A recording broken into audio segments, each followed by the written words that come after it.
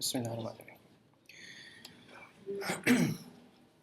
हमारा आज का जो प्लान है that is basically to move from the basics of neural networks जो कि हमने लास्ट टाइम देखे थे, उससे अभी हम थोड़ा सा जाना चाह रहे हैं कुछ एप्लीकेशन की साइड पे, ठीक है, कि इनको हम लार्ज स्केल मॉडल्स पे किस तरीके से अप्लाई कर सकते हैं या किस तरीके से आजकल जो मॉडल्स हैं वो कैसे चल रहे हैं।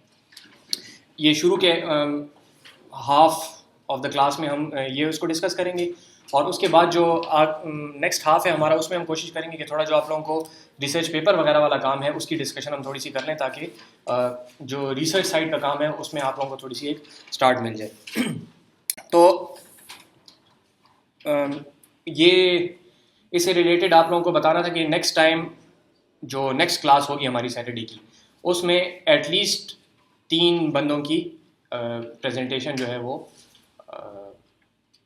3 बंदों को करनी पड़ेगी प्रेजेंटेशन, ठीक है। तो मैं तो जब लिटरेचर रिव्यू की बात करेंगे उस वक्त दोबारा भी ले लूँगा ताकि बाकी सारे भी आ जाएँ। तो वॉलंटरी बेसिस पे बेहतर होगा, अगर वॉलंटरी नहीं हुआ तो फिर मैं किसी को एट रैंडम उस वक्त कह दूँगा, ठीक है। तो आप लोग जो मौजूद हैं तो सोच लेंगे, अगर आप लोग करना चाहते हैं ज़्यादा बेहतर होगा कि जल्दी कर लें ताकि फीडबैक मिल जाए और उसको अच्छे तरीके से फिर चला लें। आज थोड़ा सा डिस्कस कर लेंगे कि किस तरीके से होता है, अच्छा करते हैं बुरा करते हैं, लेकिन कर लें ताकि आप उस प्रोसेस में एक दफ़ा स्टार्ट हो जाएं, स्पेशली वो लोग जो कि ज़्यादा रिसर्च वगैरह में इन नहीं है और उनको थोड़ी सी उसमें प्रॉब्लम आ रही है। मकसद यही है कि हम सिर्फ यहाँ पे कोर्स वर्क ना करते रहें, BS लेवल का ये कोर्स नहीं है। हम ये चाहते हैं कि आप लोग इस चीज़ को अब अपनी स्पेसिफिक डायरेक्शन में ले जाएं। हम यहाँ पे कंटेंट जो भी कवर कर रहे हैं, अगर आपके इंटरेस्ट का नहीं है तो उसको मिनिमम लेवल तक रखिए, आपकी जो अपनी इंटरेस्ट की चीज़ है उसके ऊपर आप फोकस उसको करें, ठीक है। थोड़ा सा कंटेंट जो हमने आज कवर करना है उसमें रिकॉल ये करें कि हमने लास्ट टाइम बात की थी बैक प्रोपेगेशन की, ठीक है। और बैक प्रोपेगेशन में बेसिक मकसद हमारा क्या था कि हमारे पास यहाँ पे कुछ आउटपुट्स आ रहे थे which in the case of neural networks हमारे पास कॉस्ट थी, और हम ये कैलकुलेट करना चाहते थे कि इस कॉस्ट के ऊपर जो इफेक्ट आ रहा है हमारे पैरामीटर्स का, मॉडल के पैरामीटर्स का, वो क्या है, ठीक है। तो वो हम निकालते थे चेन रूल के जरिए से, और हमें ये पता चल जाता था कि partial derivative of F with respect to F being the cost with respect to theta जो है वो क्या होगा। उसका हमने एक तरीका देखा था, चेन रूल को हम अप्लाई करते थे और उसके जरिए से हम निकालते थे। बेसिक मकसद क्या था कि हमारे पास यहाँ से एक डेरिवेटिव पता चलेगा which will be D F by D Q, ठीक है, और यहाँ पे हमारे पास होगा D Q by D X, ठीक है। इन दोनों को जब हम आपस में मल्टीप्लाई कर देंगे तो हमारे पास डेरिवेटिव आ जाएगा partial of F with partial of x, ठीक है। इस तरीके से हम बेसिकली स्पेसिफिक इनपुट्स के इफेक्ट निकाल रहे थे ओवरऑल कॉस्ट के ऊपर, ठीक है। ये बेसिक मकसद है, ये क्लियर है सबको, ठीक है। हम लोगों को ये पता चला कि जो मेरा आउटपुट है उसने इवेंचुअली जाके कॉस्ट के ऊपर क्या इफेक्ट किया, ये पता लग गया, और मेरे इनपुट्स ने मेरे आउटपुट्स के ऊपर क्या इफेक्ट किया। तो हम जब दोनों को मल्टीप्लाई कर लेते तो ये पता चलता था कि मेरे इनपुट्स ने इवेंचुअल कॉस्ट के ऊपर जाके क्या इफेक्ट किया, ठीक है। ये बेसिक चेन रूल है जो कि यहाँ पे हमने अप्लाई किया। बाकी बैक प्रोपेगेशन की जो डेरिवेटिव्स वगैरह, जो स्पेसिफिक डेरिवेशन है, वो मैं तफसील में गया भी नहीं हूँ, और आज आपको पता चल जाएगा कि मेरे तफसील में ना जाने की एक स्पेसिफिक वजह है, वो आज इंशाल्लाह कंटेंट में आ जाएगा। लेकिन हमारी अंडरस्टैंडिंग के लिए इतना काफ़ी है, ठीक है, कि चेन रूल हमने अप्लाई किया। कैसे अप्लाई किया कि मेरे जो आउटपुट्स हैं, मी बीइंग वन नोड, ठीक है, in the whole neural network, मेरे जो आउटपुट्स हैं उनका ओवरऑल जो फाइनल कॉस्ट है उसके ऊपर क्या इफेक्ट है मुझे बता दिया गया, किसी ने मुझे बाहर से बता दिया। मैंने ये कैलकुलेट किया कि मेरे आउटपुट्स के ऊपर मेरे इनपुट्स का क्या इफेक्ट है, ठीक है। जब ये डेरिवेटिव मेरे पास आ गया तो इस डेरिवेटिव को मैंने उस डेरिवेटिव से मल्टीप्लाई किया which is basically the chain rule, तो मुझे ये पता चला कि मेरे इनपुट्स का ओवरऑल आउटपुट्स के ऊपर क्या फर्क है, ठीक है। अब जो मेरे इनपुट्स हैं मेरे से पिछली वाली नोड के आउटपुट्स हैं, तो मैंने उसको ये बात बता दी कि ओवरऑल कॉस्ट के ऊपर आपके आउटपुट ने क्या इफेक्ट किया, ठीक है। और इस तरीके से ये चीज़ पीछे लग जाती है, इस वजह से इसको कहा जाता है बैक प्रोपेगेशन, क्योंकि आप एरर को पीछे प्रोपेगेट कर रहे हैं, फैला रहे हैं पीछे की तरफ, ठीक है। तो ये बैक प्रोपेगेशन का बेसिक एल्गोरिथम है। इसमें हमारा जो मकसद था वो बेसिकली क्या था कि D F by D X हमने निकालना था, ठीक है, partial derivative of F with respect to a specific input, ठीक है। In our case theta 1, theta 2, theta 3, theta 4, जितने भी थीटास हैं हर एक के लिए हम अलग अलग कैलकुलेशन ये करेंगे। इसको हम निकालते किस तरीके से थे कि पार्शियल डेरिवेटिव ऑफ आउटपुट्स, ठीक है, with respect to partial derivative of the cost with respect to output multiply by the partial derivative of output with respect to our inputs, ठीक है। ये 2-3 दफ़ा मैंने ये बात बता दी ताकि ये ज़रा बैठ जाए यहाँ पे। ये सिंपल सी बात हमने लास्ट टाइम की थी। इसका जो ओवरऑल शक्ल बनती है न्यूरल नेटवर्क्स के केस में वो ये है कि एक नोड हमने ली थी, यहाँ पे हमने ये बात की थी कि हमारे पास एक एक्टिवेशन फंक्शन होता है जो कि नॉर्मली हम सिग्मॉइड अभी तक बात करते रहे। आज कोशिश करेंगे कि इसको भी थोड़ा सा उठा दें। दो तीन चीज़ें सारों को भी हम एक जगह पे जमा कर रहे हैं, नोटेशन में थोड़ी सी क्लियर करना चाहता हूँ। वो ये है कि आपको याद हो हमने ये बात की थी कि हम थीटा ट्रांसपोज ऑफ एक्स ले रहे थे, ठीक है। एक्स जो था, X was basically x0 x1 up to xn, ठीक है, सारे के सारे। न्यूरल नेटवर्क्स की टर्मिनोलॉजी में इसको थोड़ा सा फर्क लिया जाता है। लास्ट टाइम हमने बात की थी कि बायस टर्म जो है वो अलग से होती है। तो ये जो आपके पास थीटास हैं न्यूरल नेटवर्क की टर्मिनोलॉजी में इनको कहा जाता है W, ठीक है। W being weights, thetas are model parameters, W's are weights, ठीक है। दोनों का एक ही मकसद है, सिर्फ नोटेशन फर्क है। न्यूरल नेटवर्क की टर्मिनोलॉजी में आपको थ्रू आउट W मिलेगा, ठीक है, थीटास नहीं मिलेंगे, इसलिए यहाँ पे लिखा हुआ है W। ये देखें आई का समेशन है तो ये एग्जैक्टली थीटा ट्रांसपोज एक्स बन जाती है चीज, ठीक है। लेकिन इसमें वो बायस टर्म वाली जो चीजें x0 और थीटा 0 वो नहीं है इसके अंदर, ठीक है। ये आई से स्टार्ट हो रहा है, दैट विल स्टार्ट फ्रॉम 1, ठीक हो गया। तो I will go from 1 to n, सही है। तो वो बायस टर्म किधर गई, वो अलग से यहाँ पे बी के उसमें लिखी जाती है। तो जो हमारे पास थीटा नॉट था ना, एक्स नॉट जो था वो तो 1 है, उसको तो छोड़ दें, उसका तो कोई काम ही नहीं है। जो थीटा नॉट था हमारे पास, थीटा 0, वो यहाँ पे बी करके लिखा जाता है, क्योंकि ये स्पेसिफिकली बायस है तो इसको बी करके लिखा जाता है। तो ये आपको न्यूरल नेटवर्क की टर्मिनोलॉजी में ये नोटेशन मिलेगी, ठीक है। WI this is basically the theta transpose x, जो अभी तक हम बात करते रहे हैं, सारों के ऊपर समेशन हो जाएगा, एग्जैक्ट वही बात आ जाती है। जो बायस टर्म थी उसको अलग से बी करके लिखा जाता है, ठीक है। बाकी सेमेंटिक सारे के सारे वही हैं जो कि हम पहले बात कर चुके हैं, सिर्फ नोटेशन का थोड़ा सा फर्क है, तो वो यहाँ पे हो गया। ये बात क्लियर है। देखें हमने ये बात की थी ना कि theta transpose X, that was basically theta naught X naught plus theta 1 x1 plus up to theta n xn, यही बात थी, ठीक है। तो इसको हटा दें थोड़ी देर के लिए, ये सारी की सारी चीज थीटा को हमने कर दिया W, तो ये हो गया W1 x1 W2 x2 up to Wn xn, ठीक है। तो वो ये चीज हो गई आपके पास, ठीक हो गया। ये जो यहाँ पे रह गया था, तो ये x नॉट जो है दैट इज 1, इसकी कोई जरूरत नहीं है, हमें इसको छोड़ दिया। और थीटा नॉट जो है इसको हम कह रहे हैं b, तो ये चूंकि अलग से प्लस हो रहा था तो यहाँ पे अलग से प्लस करके b लिख लिया हमने, ठीक है। न्यूरल नेटवर्क्स में बस नोटेशन ये इस्तेमाल होती है, सेमेंटिक सारे के सारे वही है, ठीक हो गया। एक्चुअल जब इसकी इंप्लीमेंटेशन की जाती है तो उसी तरीके से की जाती है, थीटा ट्रांसपोज एक्स से ही, ठीक है। फॉर्मूला में इस तरीके से बी को अलग करके लिखा जाता है। कुछ इसकी वजूहत है आगे कहीं पे जब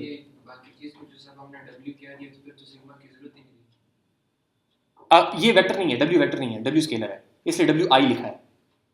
तो theta 0 theta 1 theta 2, again implementation होती वेक्टराइज्ड ही है, सिर्फ आपको फॉर्मूले जो है वो इस तरीके से मिलेंगे, ठीक है।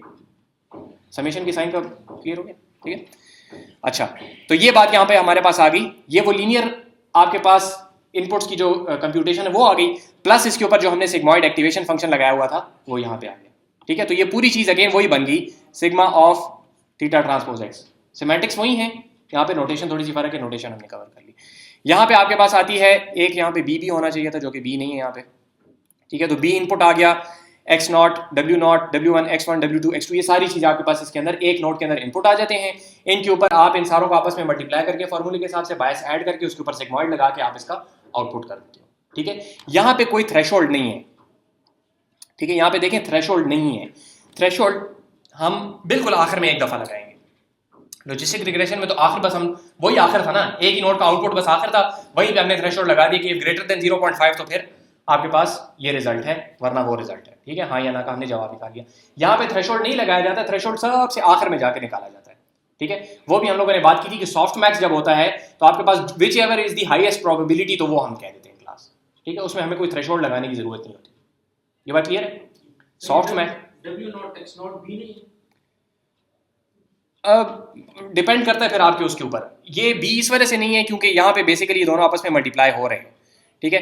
अब उस केस में फिर आपके पास ये होगा कि ये चीज़ अगर आप इसको 1 रख लें, फिक्स रख लें, 1 से आप स्टार्ट करना चाहते हैं, then combined this effect will be B. लेकिन नॉर्मली आपको बी न्यूरल नेटवर्क्स के लिटरेचर वगैरह में, फिगर्स वगैरह में, सारी चीज़ों में बी अलग से मिलेगा आपको। लेकिन आपकी बात सही हो सकती है कि जब इन्होंने बी लिखा नहीं है तो हो सकता है ये इसको बी ले रहे हो, ठीक है। इनका कितना रोल है किसका? किसका? बायस टर्म का बहुत ज्यादा रोल है। देखें इस तरह है ना कि अगर आपके पास बायस टर्म नहीं है तो लैंडस्केप आपके पास एक खास लेवल पर है, इससे आप ऊपर उठ ही नहीं सकते। जब सारे वैल्यू 0 होंगी तो आप 0 पे ही होगे। अगर आप उसको पूरे ऊपर उठाना चाहते हो तो बी आपको जरूर चाहिए। लेकिन B for our purposes is just another parameter. Gradient descent इसके ऊपर भी वैसे ही काम करेगा। तो जितना इसका इफेक्ट है कॉस्ट के ऊपर, ये भी अपनी जगह पे आ जाएगा। तो इट्स नथिंग स्पेशल, ठीक है, बस इसको अलग सेमेंटिकली समझाने में आसानी होती है जब आप कॉम्प्लिकेटेड मॉडल्स में जाते हो, ठीक है, तो वहाँ पे फिर तफसील आ जाएगी। ठीक है जी, ये बात क्लियर होगी। अच्छा, अभी हम करना ये चाह रहे हैं कि ये तो एक अलग नोड थी ना, अभी हम इसको लेके जाना चाह रहे हैं डीप आर्किटेक्चर के अंदर। ठीक है, डीप से क्या मुराद है, हमने ये बात की थी कि ये एक अकेला जो है यहाँ पे बैठा होता था, इसको हम इनपुट्स देते थे और ये एक हमें आउटपुट जनरेट करके देता था। ठीक है, ये एक छोटा सा लॉजिस्टिकल यूनिट था। इसी यूनिट को हमने उठाया, एक को यहाँ रखा, एक को यहाँ रखा, एक को यहाँ रखा, सारों को हमने अलग अलग रख दिया। अब एक्स जो जा रहे हैं वो सारे के सारे एक ही जा रहे हैं सारों को। ठीक है, लाइन लगा था खिचड़ी बन जाएगी, लेकिन एक्स सारे एक ही जा रहे हैं। फर्क कहाँ पे आएगा, जो इनको थीटा पास किए जा रहे हैं, थीटा हर एक अलग अलग होगा, तो हर एक अलग अलग बात कंप्यूट करेगा। ठीक हो गया, अब हर एक ने अलग अलग बात कंप्यूट कर दी, इनके जो आउटपुट्स हैं वो जाएंगे आगे फर्दर हिडन लेयर्स को। ठीक है, ये आपकी इनपुट लेयर थी, ये सारे एक्स हो गए। ये आपकी पहली हिडन लेयर है जो कि लास्ट टाइम हमने एक्सक्लूसिव वॉर के लिए एक एग्जांपल छोटी सी हमने देखी थी कि फीचर्स को हमने ट्रांसफॉर्म किया। वहां पे हमने ट्रांसफॉर्म किया था मैनुअली बाय हैंड, अभी हम बाय हैंड नहीं ट्रांसफॉर्म करेंगे। अभी हम इसको ये कहेंगे कि आप ये थीटास ले लो रैंडम, ये एक्स ले लो, अब आप इसको खुद ट्रांसफॉर्म करो और वो ट्रांसफॉर्म करने के बाद फिर लॉजिस्टिक रिग्रेशन लगाओ और लॉजिस्टिक रिग्रेशन लगा के जो आपके पास कॉस्ट आए उसको बैक प्रोपेगेट करो और थीटास को ऐसे फिक्स करो कि आपकी कॉस्ट कम हो। तो वो जो एक्चुअल फीचर की डिटेक्शन है वो हम अब नहीं करेंगे, वो थीटास अपने आप को इस तरीके से मोल्ड करेंगे, अपने आप को इस तरीके से अपडेट करेंगे बैक प्रोपेगेशन की वजह से कि आपकी कॉस्ट कम हो। जब आपकी कॉस्ट कम होगी तो इसका मतलब है कि ये जो इंटरमीडिएट रिप्रेजेंटेशन है आपके पास ऐसी है which you can classify better. ये बात समझ आइए सर? ये इसको क्या किस तरह बताओगे कि मैंने किस तरह ट्रांसफॉर्म करना है? हाँ, इस काम के लिए अब आप वापस अगर जाएं अपने उसके ऊपर जो आपके पास एनर्जी फंक्शन का लैंडस्केप था, हम थीटास को ऐसा मॉडिफाई करेंगे कि हमारी कॉस्ट कम हो। ठीक है, हम ग्रेडियंट डिजाइन करते हैं, लेट्स से एंड कर दिया है हमारे केस में। जी जी, अब उसे क्या पता कि मैंने एंड करना है, एंड वेंड वो नहीं कर रहा। वो सिंपली क्या कर रहा है कि कोई ऐसे थीटास निकाल रहा है कि जब इस थीटास को मैं इस एक्स के साथ मल्टीप्लाई करता हूं और सिग्मॉइड लेता हूं इसके ऊपर मैं, तो इवेंचुअली जाके कॉस्ट कम हो जाती है। और हमारा मकसद तो कॉस्ट कम करना है ना, डिसीजन बाउंड्री को बेहतर करना है। ठीक है, तो वो डिसीजन बाउंड्री हमारी बेहतर हो रही है। हमें कैसे पता बेहतर हो रही है? क्योंकि हमारा वो जो पी मेजर है आखिर में वो उसकी वैल्यू हमारे पास कम हो रही है, यानी कि हमारी कॉस्ट कम हो रही है, एरर कम हो रहा है, इसका मतलब है कि हमारी रिप्रेजेंटेशन बेहतर हो रही है। अच्छा, ये थीटा की वैल्यू माइनस में भी हो सकती है, कुछ भी हो सकती है, रियल वैल्यूड है minus infinity two plus infinity, कुछ भी हो सकती है। ठीक है, अच्छा, अब यही काम हमने यहाँ पे क्या किया कि एक हमने इंटरमीडिएट रिप्रेजेंटेशन बना ली। इसको हम वही प्रॉब्लम दे दें एक्सक्लूसिव और वाला जी, तो वो उसके लिए जी एंड नहीं निकालेगा। हाँ, कोई ना कोई इस तरह की थीटा की वैल्यूज निकाल लेगा जो कि ट्रांसफॉर्म करने के बाद हुआ। ये इनफैक्ट आपके पास जब सिंगल लेयर परसेप्ट्रॉन्स थे उनके अंदर बेसिकली थ्रेशोल्ड नहीं होता, तो उसके अंदर प्रॉब्लम ही आइडेंटिफाई किया गया था, पता नहीं कोई 60-70s में, कि ये लीनियरली सेपरेबल नहीं है, जो कि हमने जिस तरह बात शुरू की। तो उसके बाद जब मल्टी लेयर परसेप्ट्रॉन्स आए, ठीक है, which is basically neural network, तो उसके अंदर यही बात हुई थी कि उन्होंने कहा कि देखो जी एक्सक्लूसिव और से नहीं होता था, किससे होता है? इसका मतलब है कि इसकी कंप्यूटेशन पावर ज्यादा है। ठीक है, ये मोटिवेशन आई वहां से थी, तो ये वो काम कर सकता है, आप करके देख भी सकते हैं। ठीक है, अच्छा, यहां पे हमने एक किस्म की रिप्रेजेंटेशन बना ली, लेकिन जरूरी नहीं है कि इसी एक रिप्रेजेंटेशन की वजह से आपके पास वो सेपरेशन जो है काफी अच्छी आ जाए। ठीक है, तो फिर हम क्या करते हैं कि हम इसके अंदर फर्दर लेयर्स ऐड करते हैं। ठीक है, इसको ऐसे ही समझ लें कि हमने अगर सिर्फ स्क्वायर किया, ठीक है, आपने एक कॉम्पोजिशन फंक्शन की लगाई, तो आपके पास एक खास किस्म की शेप फंक्शन की आ सकती है, लेकिन उसकी अपनी लिमिटेशंस होंगी। अगर आप उसको फर्दर एक और फंक्शन के साथ कंपोज कर लें तो उसके अंदर और वो बेंडीनेस जो है ज्यादा हो जाएगी। तो ये वैसा ही है जैसे आप हायर ऑर्डर पॉलिनोमियल्स में जा रहे थे, एग्जैक्टली वैसे ही जब आप लेयर्स को ऐड करते जाते हैं और ये आपके पास एक लेयर के अंदर आप मल्टीपल नोड्स को लाते जाते हैं, तो आपके पास वही जो फ्लेक्सिबिलिटी है वो ज्यादा आती जाती है। तो जितना बड़ा न्यूरल नेटवर्क आपके पास होगा उतनी ज्यादा उसकी एक्सप्रेसिव पावर ज्यादा होगी। जैसे जितना हायर नंबर ऑफ पॉलिनोमियल्स है आपके पास, उतनी ज्यादा आपके पास कॉम्प्लेक्स फंक्शंस को वो मॉडल कर सक रहा था। ठीक है, दोनों का रिलेशनशिप समझ आ रहा है ना? तो एग्जैक्टली वही बात होगी कि जैसे वहां पे अगर हमने नोड्स को बहुत ज्यादा कर दिया था, तो पॉलिनोमियल डिग्री को बहुत ज्यादा कर दिया था, तो हमारे पास ओवरफिटिंग आ गई थी। अगर बहुत कम था तो हमारे पास अंडरफिटिंग थी। अगर आपके पास न्यूरल नेटवर्क की लेयर्स बहुत कम है तो आपके पास अंडरफिटिंग होगी, हाई बायस होगा। और अगर आपने न्यूरल नेटवर्क की लेयर्स को बहुत ज्यादा कर दिया तो फिर आपके पास ओवरफिटिंग आ जाएगी। ओवरफिटिंग का इलाज हमारे पास है, वो क्या है? रेगुलराइजेशन। ठीक है, तो हम उसके ऊपर रेगुलर, तो न्यूरल नेटवर्क के अंदर वो सारी टेक्निक जो हम पीछे पढ़ के आए हैं वो हम यहाँ पे अप्लाई कर सकते हैं। इसका कॉस्ट फंक्शन लें, उसके ऊपर एक रेगुलराइजेशन टर्म लगाएं जिसके अंदर थीटा स्क्वायर को जो है आप लैम्डा के साथ पीनलाइज करें और एग्जैक्टली वैसे ही आप अपना ग्रेडियंट डिसेंट चलाएं। तो वो सारी की सारी टेक्निक यहाँ पे अप्लाई होती है। ठीक है, तो उसके अंदर हम तफसील से नहीं जा रहे, यहाँ पे हम सिर्फ ये देखना चाह रहे हैं कि डीप आर्किटेक्चर से मुराद क्या है। बज़वर्ड आप लोगों ने बहुत ज्यादा सुना होगा कि deep learning, deep learning. Deep learning simply means that you have a large number of hidden layers, that's it। Sir ये चीज होते हैं लेयर्स की नहीं, थीटा कंट्रोल करता है। लेयर्स होती हैं, नहीं मल्टीपल लेयर्स होती हैं, आपको अभी नजर आ जाएगी लेयर्स, ठीक है, मल्टीपल लेयर्स बाकायदा होंगी, ठीक है। हर लेयर जो है वो, देखिए ये इस तरह है ना कि ये फंक्शन जो ये यहाँ पे आउटपुट कंपोज हो रहा है, this is a composition of 1 2 3 4 और multiply by all the possible combinations. अगर आप एक लेयर को निकाल दें तो वो all the possible combination permutations जो है वो काफी कम हो जाएंगी, तो expressive power number of layer से काफी ज्यादा होती है। ठीक हो गया, ये बात क्लियर हो गई, ठीक है। तो डीप आर्किटेक्चर सिंपली इस बात को कहा जाता है जब आपके पास नंबर ऑफ हिडन लेयर्स ज्यादा हो। It's a very vague term, लेकिन इसी वजह से वेग है कि इसके अंदर कोई नई बात नहीं है, ठीक है। अगर आप पुराने ज़माने में न्यूरल नेटवर्क की बात करें कि जब डीप लर्निंग इतनी मशहूर नहीं थी, तो तब भी 3-4 लेयर्स तो आमतौर पे हम क्लासों में भी पढ़ते रहे, ठीक है। तो उसमें और इसमें क्या फ़र्क है? उसमें और इसमें फ़र्क ये है, आगे जाके थोड़ा सा पता चलेगा कि इसके अंदर एक इशू है बहुत बड़ा।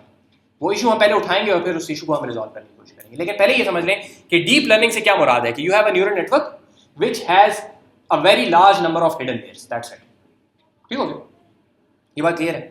अच्छा, अब नंबर ऑफ नोड्स को अगर इंक्रीज हम कर रहे हैं उसका कोई नंबर ऑफ नोड्स को इंक्रीज करने से उसको डीप नहीं कहा जाता, एक्सप्रेसिवनेस ज्यादा आती है, ठीक है। मिसाल के तौर पे ये हमने कहा ना कि ये हिडन लेयर जो है ये फीचर्स आइडेंटिफाई कर रही है, तो अगर 3 नोड्स हैं तो 3 फीचर्स आइडेंटिफाई कर सकेगी हिडन। अगर 50 है तो 50 मुख्तलिफ किस्म के पैटर्न्स वो इमेज में आइडेंटिफाई कर लेंगी, मिसाल के तौर पे, समझ आ रही है? तो कंप्यूटेशनली ये ज्यादा एक्सप्रेसिव हो जाती है, लेकिन फंक्शन की कॉम्पोजिशन जो है उससे ज्यादा एक्सप्रेसिवनेस आती है, ठीक है। मतलब आप इस तरह कहना कि मैंने 10 फंक्शंस बनाए तो वो 10 फंक्शन को ये काम करेंगे, और मैंने 10 फंक्शंस को 10 फंक्शंस के साथ कंपोज कर दिया तो दैट गिव्स यू 100 कॉम्बिनेशंस, ठीक है। जबकि ये आपको अगर सिर्फ ऐड आप इनको करें तो 20 हो जाएंगे। तो 20 और 100 में जो फर्क है वो ये मल्टीपल लेयर और सिंगल लेयर का फर्क है, ठीक है। आउटपुट लेयर्स तो इस वजह से ज्यादा है, लेट्स से आपके पास 4 क्लासेस हैं, ठीक है, तो हर एक की अपनी अपनी प्रोबेबिलिटी होगी। और सॉफ्टमैक्स बेसिकली इसी को हम कहेंगे कि लेट्स से इसकी प्रोबेबिलिटी 0.9 है, इसकी 0.05 है, इसकी भी 0.02 है और इसकी 0.03 है।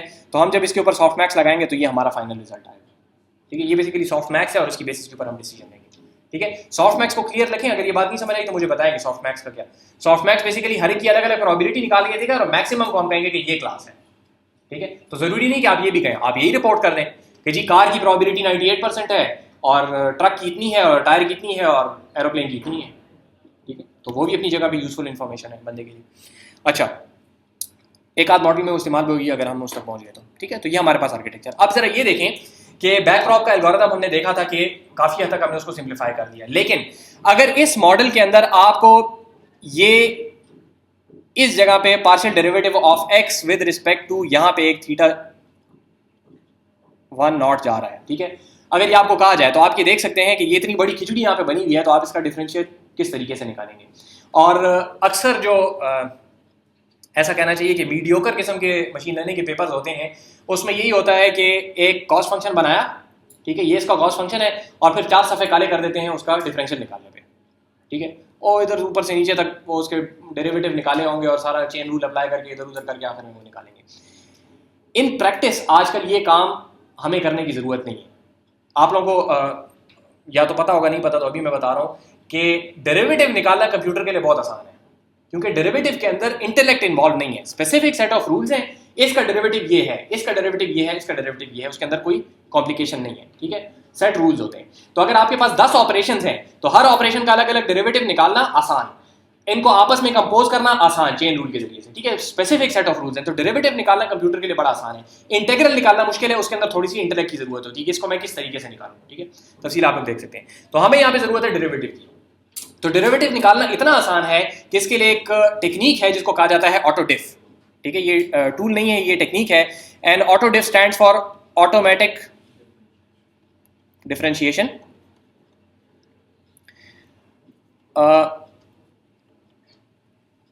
इसमें जो तरीकाकार होता है कि गिवन अ फंक्शन, ठीक है, आपके पास इसके कुछ इनपुट्स हैं, इस फंक्शन को मैथमेटिकल फंक्शन होना भी जरूरी नहीं है, यह आपका कोड हो सकता है, पीस ऑफ कोड, ठीक है। पीस ऑफ कोड के अंदर कुछ स्टेटमेंट्स होंगी, हर स्टेटमेंट का अपना डिफरेंशियल निकाला जा सकता है, ठीक है। कंप्यूटर को निकालना आता है, बड़ी आसान से रूल्स होते हैं, हम उसको बता देते हैं। बहुत आसान नहीं होता, लेकिन मतलब रूल्स होते हैं, स्पेसिफिक सेट ऑफ रूल्स होते हैं, आप उसको बता देते हैं, वो उसके जरिए से निकाल सकते हैं। चेन रूल अप्लाई करता है, रिटर्न स्टेटमेंट के ऊपर जो चीज है उसका डिफरेंशियल निकाल लेता है आपके पैरामीटर्स के हिसाब से, ठीक है। तो you get that for free. और अगर आप ये पूरा न्यूरल नेटवर्क का कोड उसको पकड़ा दें ठीक है, और उसको given enough time it will compute back propagation algorithm for you automatically. ठीक है, इसको ऑटोडिफ कहा जाता है, इसके टूल्स अवेलेबल हैं थियानो के अंदर। इसको करने का तरीका ये है कि लेट्स से आपने एक फंक्शन बनाया f जिसके अंदर आपने पूरी की पूरी कॉस्ट लिखी हुई है। ठीक है, सारे के सारा कॉस्ट का वो बड़ा सारा जो फॉर्मूला है, ये कॉम्पोजिशन वॉम्पोजिशन करके सारा कुछ आपने निकाला हुआ है। ठीक है, एक्चुअली इसी तरीके से थियानो के अंदर आप कंपोज कर देते हैं। वो आपने कर लिया और आपने कहा थियानो का शॉर्टकट है फॉर एग्जांपल टी। ठीक है, आप इसको कहेंगे टी डॉट ग्रेड ग्रेडियंट और आप इसको कहेंगे f and you get the derivative for free. ठीक है, तो आपको वो सारे डिफरेंशियल्स कैलकुलेट करने की जरूरत नहीं है। आप अगर नया मॉडल बनाते हैं आपको कोई बैकड्रॉप अप्लाई करने की जरूरत नहीं है। थियानो को पकड़ाएं उसका कॉस्ट प्लस आप उसको कहेंगे G D of let's say W1, ठीक है, is equal to T of grad f और यहाँ पे W1 इसको आप पास कर दें। ठीक है, ये एक्चुअल कोड है। ठीक है, थियानो का।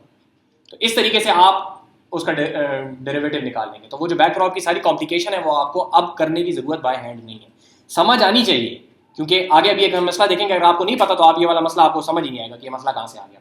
समझ आनी चाहिए, लेकिन जब एक दफ़ा आपको समझ आ जाए तो फिर इन प्रैक्टिस इसको हाथ से कोड करने की जरूरत नहीं है।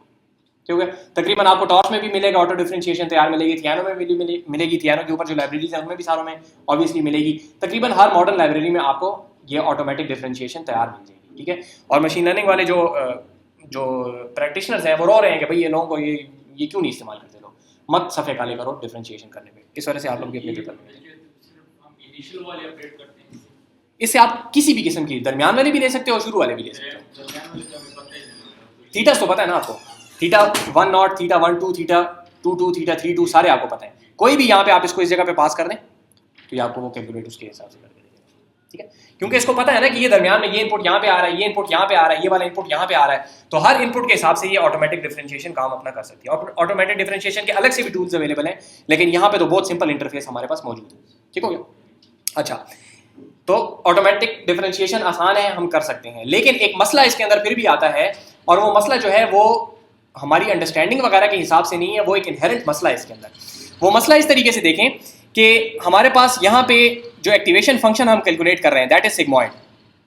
ठीक है, सिग्मॉइड हम कैलकुलेट कर रहे हैं, और सिग्मॉइड की जो शक्ल है वो बेसिकली ये बनती है, जो रेड कर्व आपको नजर आ रही है सिग्मॉइड का फंक्शन है, ऐसा ही है सिग्मॉइड।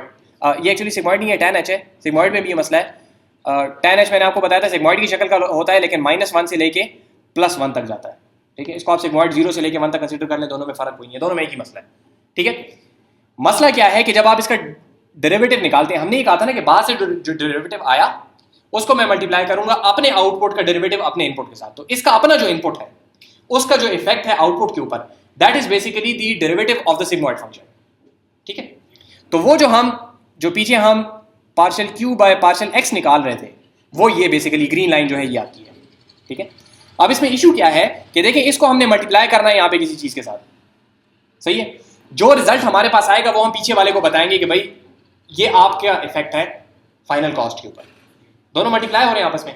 अब यहाँ पे देखेंगे इसका डेरिवेटिव यहाँ पे थोड़ा सा, ये -2 से जब ये पीछे जा रहा है तो इसका डेरिवेटिव बहुत छोटा हो रहा है, और जब ये -3 से पीछे जा रहा है तो इट्स ऑलमोस्ट 0।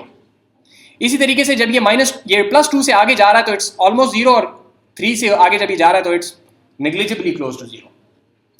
तो जिस टाइम पे आपके पास ये डेरिवेटिव इन पॉइंट्स पे आ जाए, बहुत छोटी सी रेंज है इन विच इट इज एक्सेप्टेबल, उसके आगे पीछे अगर ये जरा से भी जाता है तो it's very close to 0। So if you multiply it with anything the whole thing goes to 0। ठीक है, और इसका मतलब है कि जो पीछे वाले को आप बता रहे हैं, जो डेरिवेटिव आप उसको बता रहे हैं दैट इज 0, और उसने अपने आप को करना है अपडेट, उसने अपने आप को करना है with this learning rate multiply by this derivative. तो ये हो गया 0, लर्निंग रेट 0, एवरीथिंग इज 0, और आपके पास जो अपडेट होगी that is basically close to negligible. तो जो अपडेट्स होंगी आपके पास वो होना बंद हो जाएगी। ठीक है, दोबारा शुरू से बताता हूं कि आपने करना ये है कि आपने partial derivative of the whole cost with respect to this guy θ1 for instance, दरमियान में ये बैठा हुआ सिग्मॉइड, इसका डेरिवेटिव निकाला that comes very close to 0 in a lot of the cases. ठीक है, बाहर से उसने इसको बताया कि जी आपका जो पार्शियल डेरिवेटिव है आउटपुट का दैट इज लेट्स से 25। ठीक है, इसका अपना जो पार्शियल डेरिवेटिव है इनपुट के रिस्पेक्ट से आउटपुट का that is very close to 0। ये 25 मल्टीप्लाई बाय 0 खत्म हो गया। ठीक है, या लेट्स से 0.005 आ गया, बहुत छोटा हो गया।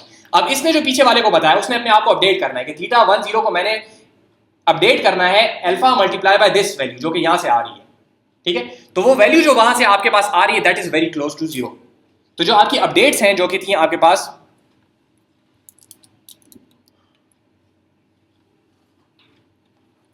थीटा जे अगर आप ले लें is equal to theta J minus alpha of ये वाली चीज जो इसको पीछे से आई, और ये सारी की सारी है 0, तो ये पूरी की पूरी टर्म खत्म होगी। तो theta J is equal to theta J वहीं बैठा हुआ है। फिर आपने एक और आइटरेशन चलाई, फिर आपके पास कॉस्ट आई फिर 0, अब थीटा जे चेंज नहीं हो रहा, ठीक है। इसी तरीके से वो सिग्मॉइड जिस को पीछे बात बता रहा था उन सारों को अपडेट जो है होना बंद हो गई। हम करना क्या चाह रहे थे कि हम अपने एनर्जी लैंडस्केप के अंदर जाना चाह रहे हैं मिनिमम कॉस्ट की तरफ। वो हम तब जाएंगे जब हमारे थीटा जेज अपडेट होंगे, ठीक है। और ये थीटा जेज अब चेंज नहीं हो रहे, हम आइटरेशन पे आइटरेशन चलाई जा रहे हैं और ये बिल्कुल छोटा छोटा छोटा छोटा छोटा छोटा छोटा वो थोड़ा थोड़ा थोड़ा थोड़ा आगे आ रहा है। हमारे 10 दिन गुजर गए और ये जो है इसने यहाँ पे सिर्फ 3 यूनिट्स आगे है। क्यों? क्योंकि आपके पास जो ग्रेडियंट आगे से इसको बताया जा रहा है अपडेट करने के लिए दैट इज वेरी स्मॉल। और वो स्मॉल क्यों है? क्योंकि हमारे पास वहां पे सिग्मॉइड बैठा हुआ है बीच में। तो जो चीज हमने स्क्वाशिंग की लगाई थी उस स्क्वाशिंग के लगाने की वजह से हमारे पास ऐसा मसला आ गया कि जिसकी वजह से अब हमारा न्यूरल नेटवर्क सिरे से लर्न ही नहीं कर रहा। हमारे थीटास चेंज नहीं हो रहे, उसकी कॉस्ट एक खास जगह पर है। थीटास जब चेंज नहीं होंगे तो कॉस्ट भी चेंज नहीं होगी, जब कॉस्ट चेंज नहीं होगी तो वो वैनिशिंग जो ग्रेडियंट आपके वैनिश हो रहे हैं वो भी चेंज नहीं होंगे। तो जब थीटा चेंज नहीं होगा तो partial derivative of cost with respect to theta भी चेंज नहीं होगा।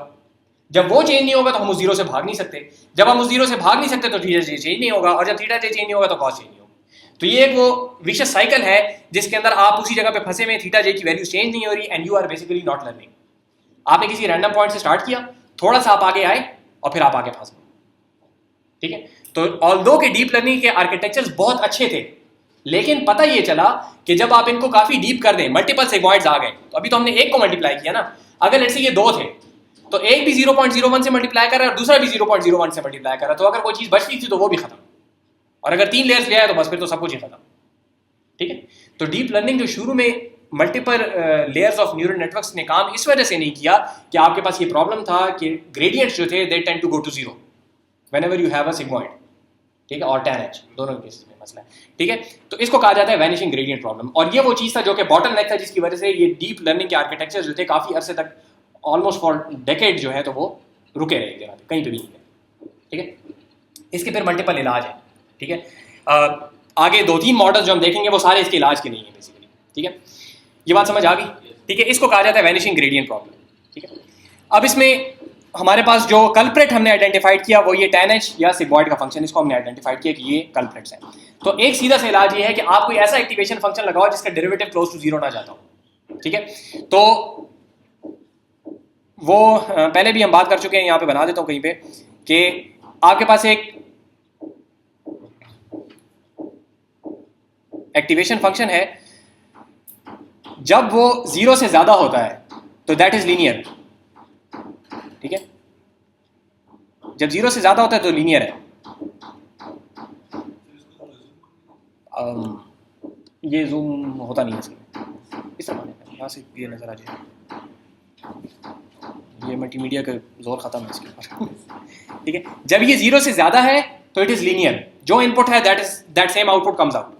जब ये 0 से कम है तो द रिजल्ट इज 0, ठीक है। बिल्कुल सिंपल सा फंक्शन है, इसको कहा जाता है रेलू, रेक्टिफाइड लीनियर यूनिट। रेक्टिफाइड ये जो 0 कर रहे हैं ना हम इसको रेक्टिफिकेशन कह रहे हैं, और आगे लीनियर यूनिट है, तो रेक्टिफाइड लीनियर यूनिट, ठीक है। इसका जो फंक्शन बनता है that is max of 0, i where i is the input, ठीक है। तो अगर आपका i 0 से बड़ा है तो i रिजल्ट होगा, अगर i 0 से छोटा है तो 0 रिजल्ट होगा, समझ आई? ये रेलू का फंक्शन है सिंपली। और हाँ, लेकिन ये बेसिकली स्क्विश कर रहा है सिर्फ बॉटम से, ठीक है। जो इंक्रीजिंग साइड पे आपकी वैल्यूज हैं उनको स्क्विश नहीं करना, ठीक है। तो आधा प्रॉब्लम हमने रिजॉल्व कर लिया। और टर्न्स आउट कि ये रेलू जब आप इस्तेमाल करते हैं तो आपकी डीप लर्निंग के मशहूर होने में इस सिंपल सी चेंज का बहुत बड़ा हाथ है, ठीक है। सिग्मॉइड को हटाएं, रेलू को डाल दें, ठीक है, and you get very good results. ReLU मैं ऐसा करता हूँ, मैं अलग से आप लोगों को बता देता हूँ।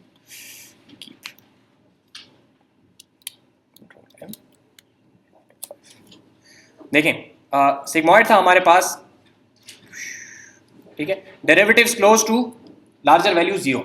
रेलू क्या करता है कि ReLU is simply max of 0, i, ठीक है। इसको कह लें कि F of I is equal to max of 0 comma I, ठीक है, जिसका कि मतलब है कि अगर आपके पास 0 से बड़ी वैल्यू है आई की तो आई रिटर्न हो जाएगा, ठीक है, और अगर आई जो है 0 से छोटा है तो फिर मैक्स ऑफ 0 कॉमा आई 0 होगा, तो उस हर केस में आपके पास जो रिजल्ट आएगा वो 0 होगा। तो ये रेलू की शक्ल है, ठीक हो गया।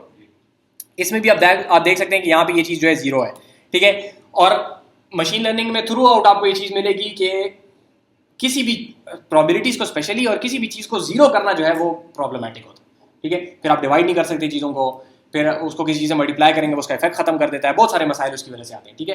तो एक और ये रेलू है, ठीक है, ये भी समझ आ गया।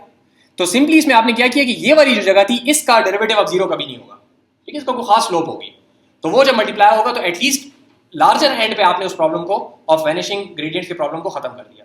दूसरे एंड पे भी प्रॉब्लम है स्क्विशिंग कर रहे हैं जी, रेलू में सर, तो हाँ सर एक साइड पे जी, ये दूसरी साइड पे स्क्विशिंग नहीं कर रहा जी, हाँ नहीं कर रहा, और बस ये अब ये प्रॉपर स्क्विशिंग फंक्शन नहीं है क्योंकि ये ग्रेटर एंड के ऊपर स्क्विशिंग नहीं कर रहा, लेकिन turns out it works really well in practice, ठीक है।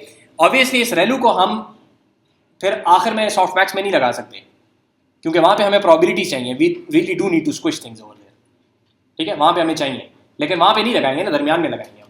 वहाँ पे तो इतना बड़ा इशू भी नहीं है क्योंकि वहाँ से अगर हमारे पास कोई चीज़ आ रही है तो उसके इनपुट से इतना ज़्यादा फर्क नहीं होगा क्योंकि वो मसला तब आता है जब प्रोपेगेट होता है पीछे एरर, ठीक है, वो जीरोस जब पीछे प्रोपेगेट होते हैं तो फिर हर चीज़ जीरो। ये सिर्फ हिडन लेयर्स में लगे, ये नॉर्मली हिडन लेयर्स पे लगता है, ठीक है, और आखिरी जो सॉफ्ट मैक्स होती है तो वो सॉफ्ट मैक्स ही होती है, ठीक है, वो भी देख लेंगे, एक एग्जाम्पल देख लेंगे।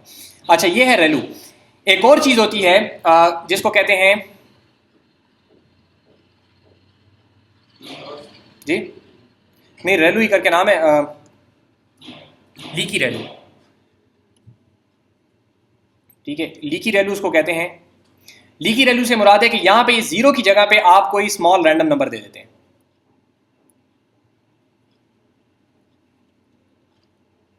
ठीक है, कोई स्मॉल रैंडम नंबर, तो मतलब ये कि 0 एग्जैक्ट ना आए क्योंकि 0 में फिर वो डिविजन खराब मसला पैदा करती हैं, तो इसको लीकी रेलू के लीकी इसलिए कहते हैं कि एग्जैक्ट 0 नहीं आता, there are some leaks of some values, ठीक है, रैंडम वैल्यूज कुछ थोड़ी थोड़ी पॉइंट्स में कुछ वैल्यूज आपके पास आती है, ठीक है, उसको लीकी रेलू कहा जाता है। तो लीकी रेलू टर्न्स आउट काफ़ी फेयरली रीसेंट एक्टिवेशन फंक्शन और in practice it works really well, ठीक है, कुछ केसेस में रेलू से ज़्यादा अच्छा काम करता है, लेकिन अक्सर जगहों पे आपको रेलू ही मिलेगा, लीकी रेलू काफ़ी कम जगहों पे, ठीक है। तो इस सारी कहानी का मकसद क्या बना कि आपके पास एक तरीका वैनिशिंग प्रॉब्लम को, वैनिशिंग ग्रेडियंट प्रॉब्लम को खत्म करने का ये है कि यूज़ रेलू, तो मोस्ट केसेस में वो आपको मसाइल को हल करके दे देगा, ठीक है, और इसकी वजह से आपके पास ये जो डीप लर्निंग के आर्किटेक्चर्स हैं अचानक बहुत ज़्यादा इनको बूस्ट मिला, ठीक है, एक तरीका ये हो गया। दूसरा तरीका हमारे पास ये है कि यहाँ पे अगर आप देखें तो ये सारी की सारी लेयर जो है आपस में कनेक्टेड है, ठीक है, हर लेयर हर और लेयर के साथ कनेक्टेड है, तो अगर कहीं पे भी 0 आ गया तो दैट गेट्स प्रोपेगेटेड एवरीवेयर, ठीक है, हर जगह पे जाता है। तो दूसरा तरीका हम ये करेंगे कि बजाय इसके कि हम इन सारे के सारों को आपस में कनेक्ट करें, हम कुछ नोड्स को आपस में कनेक्ट करेंगे और कुछ को नहीं कनेक्ट करेंगे, ठीक है, उससे एक और फायदा हासिल होगा, अभी उसमें देखते हैं। तो हम क्या करेंगे कि अभी तक हम ये कर रहे थे कि हमारे पास अगर ये 2 नोड्स हैं तो ये हर नोड के साथ कनेक्टेड है, ठीक है, तो जब हर नोड के साथ कनेक्टेड होती है तो इनको कहा जाता है डेंसली कनेक्टेड लेयर्स, ठीक है, डेंसली कनेक्टेड लेयर्स या डेंस लेयर्स, ठीक है। डेंस लेयर का मतलब है कि इसकी हर नोड के ऊपर हर पिछली नोड जो है वो इनपुट हो रही है, ठीक है, विच मीन्स कि it is dependent on all of them, ठीक है, it's a function which is composed of all of the previous nodes, ठीक है। इसके अगेंस्ट हमारे पास एक और चीज है जिसको कहा जाता है sparsely connected layers. Sparsely connected layers का बेसिक मकसद ये है कि लेट्स से आपके पास यहाँ पे 4 नोड्स हैं और ये 2 हैं, तो आप ये कहेंगे कि ये नोड सिर्फ इन 2 पे डिपेंडेंट है और ये नोड सिर्फ इन 2 पे डिपेंडेंट है, फॉर इंस्टेंस, ठीक है, मल्टीपल कॉम्बिनेशन हो सकते हैं, आपको नजर आ रहा है, हर किस्म की परम्यूटेशन हो सकती है, लेकिन मकसद ये है कि हर नोड के साथ कनेक्टेड नहीं है, इनको कहा जाता है स्पार्स कनेक्शन।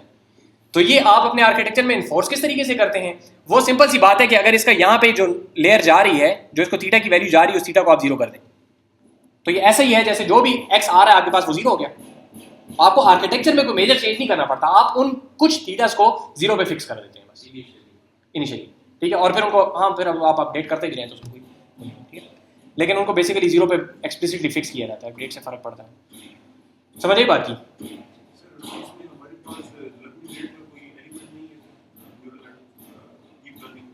वहाँ पे भी है वो एग्जैक्ट वही सारे कॉन्सेप्ट्स अप्लाई होंगे, लर्निंग रेट एग्जैक्टली वैसे ही अप्लाई होगा। इससे ये वैनिशिंग का असल में इस वजह से आप नहीं कर सकते क्योंकि अगर आप काफ़ी ज़्यादा करते हैं ना तो कुछ जो चीज़ें जीरो नहीं है वो फिर डाइवर्ज हो जाएंगी, ठीक है। अगर आप इनको काबू करने के लिए लर्निंग रेट को ज़्यादा करते हैं कि भाई तुम तेज जाओ, तो जो चीज़ें जीरो नहीं है दे विल एक्सप्लोड, तो वो एक्सप्लोडिंग ग्रेडियंट प्रॉब्लम हो जाता है, ठीक है। तो ये दो फेसेट्स हैं, दोनों आपको मिलेंगे। नॉर्मली वैनिशिंग ग्रेडियंट ज़्यादा लिटरेचर में नजर आता है, सामने ज़्यादा आता है। मकसद यही होता है कि या चीज़ वैनिश होगी या अगर आप उसको फिक्स करने की कोशिश करेंगे तो वो एक्सप्लोड हो जाएगी, ठीक है। तो एक्सप्लोजन भी सही नहीं है क्योंकि उससे तो बिल्कुल डाइवर्जेंस आ जाती है, और वैनिशिंग ग्रेडियंट भी सही नहीं है कि हमारी लर्निंग नहीं हो रही होती, ठीक है। अच्छा, तो अभी हम ये करना चाह रहे हैं, तो इसकी एग्जांपल ये है। मिसाल के तौर पे देखें, सारी की सारी नोड्स हैं, ये कोई एक लेयर है, ठीक है। इनको हमने सिर्फ अरेंज इस तरीके से कर दिया है, तो ये समझें कि ये पूरी की पूरी रो इस तरह अरेंज होगी कि ये सारी की सारी ऊपर, फिर उसके बाद नीचे इनको लगा दें, फिर उसे नीचे उसको लगा दें, तो ये सारी की सारी एक लेयर है आपके पास, ठीक है। और जो नेक्स्ट लेयर है वो उसका एक न्यूरॉन यहाँ पे दिखाया गया है, ठीक है। और भी होंगे लेकिन ये एक है। तो ये जिनके साथ कनेक्टेड है वो सिर्फ इन नोड्स के साथ कनेक्टेड है, पिछली लेयर की सिर्फ इन नोड्स के साथ ये वाला हिडन न्यूरॉन कनेक्टेड है, ठीक है। तो ये स्पार्स कनेक्टिविटी होगी। फॉर इंस्टेंस यहाँ पे कोई एक और न्यूरॉन है जो कि सिर्फ इसके साथ और इसके साथ कनेक्टेड है, फॉर इंस्टेंस, ठीक है। तो ये स्पार्स कनेक्टिविटी है, ठीक है।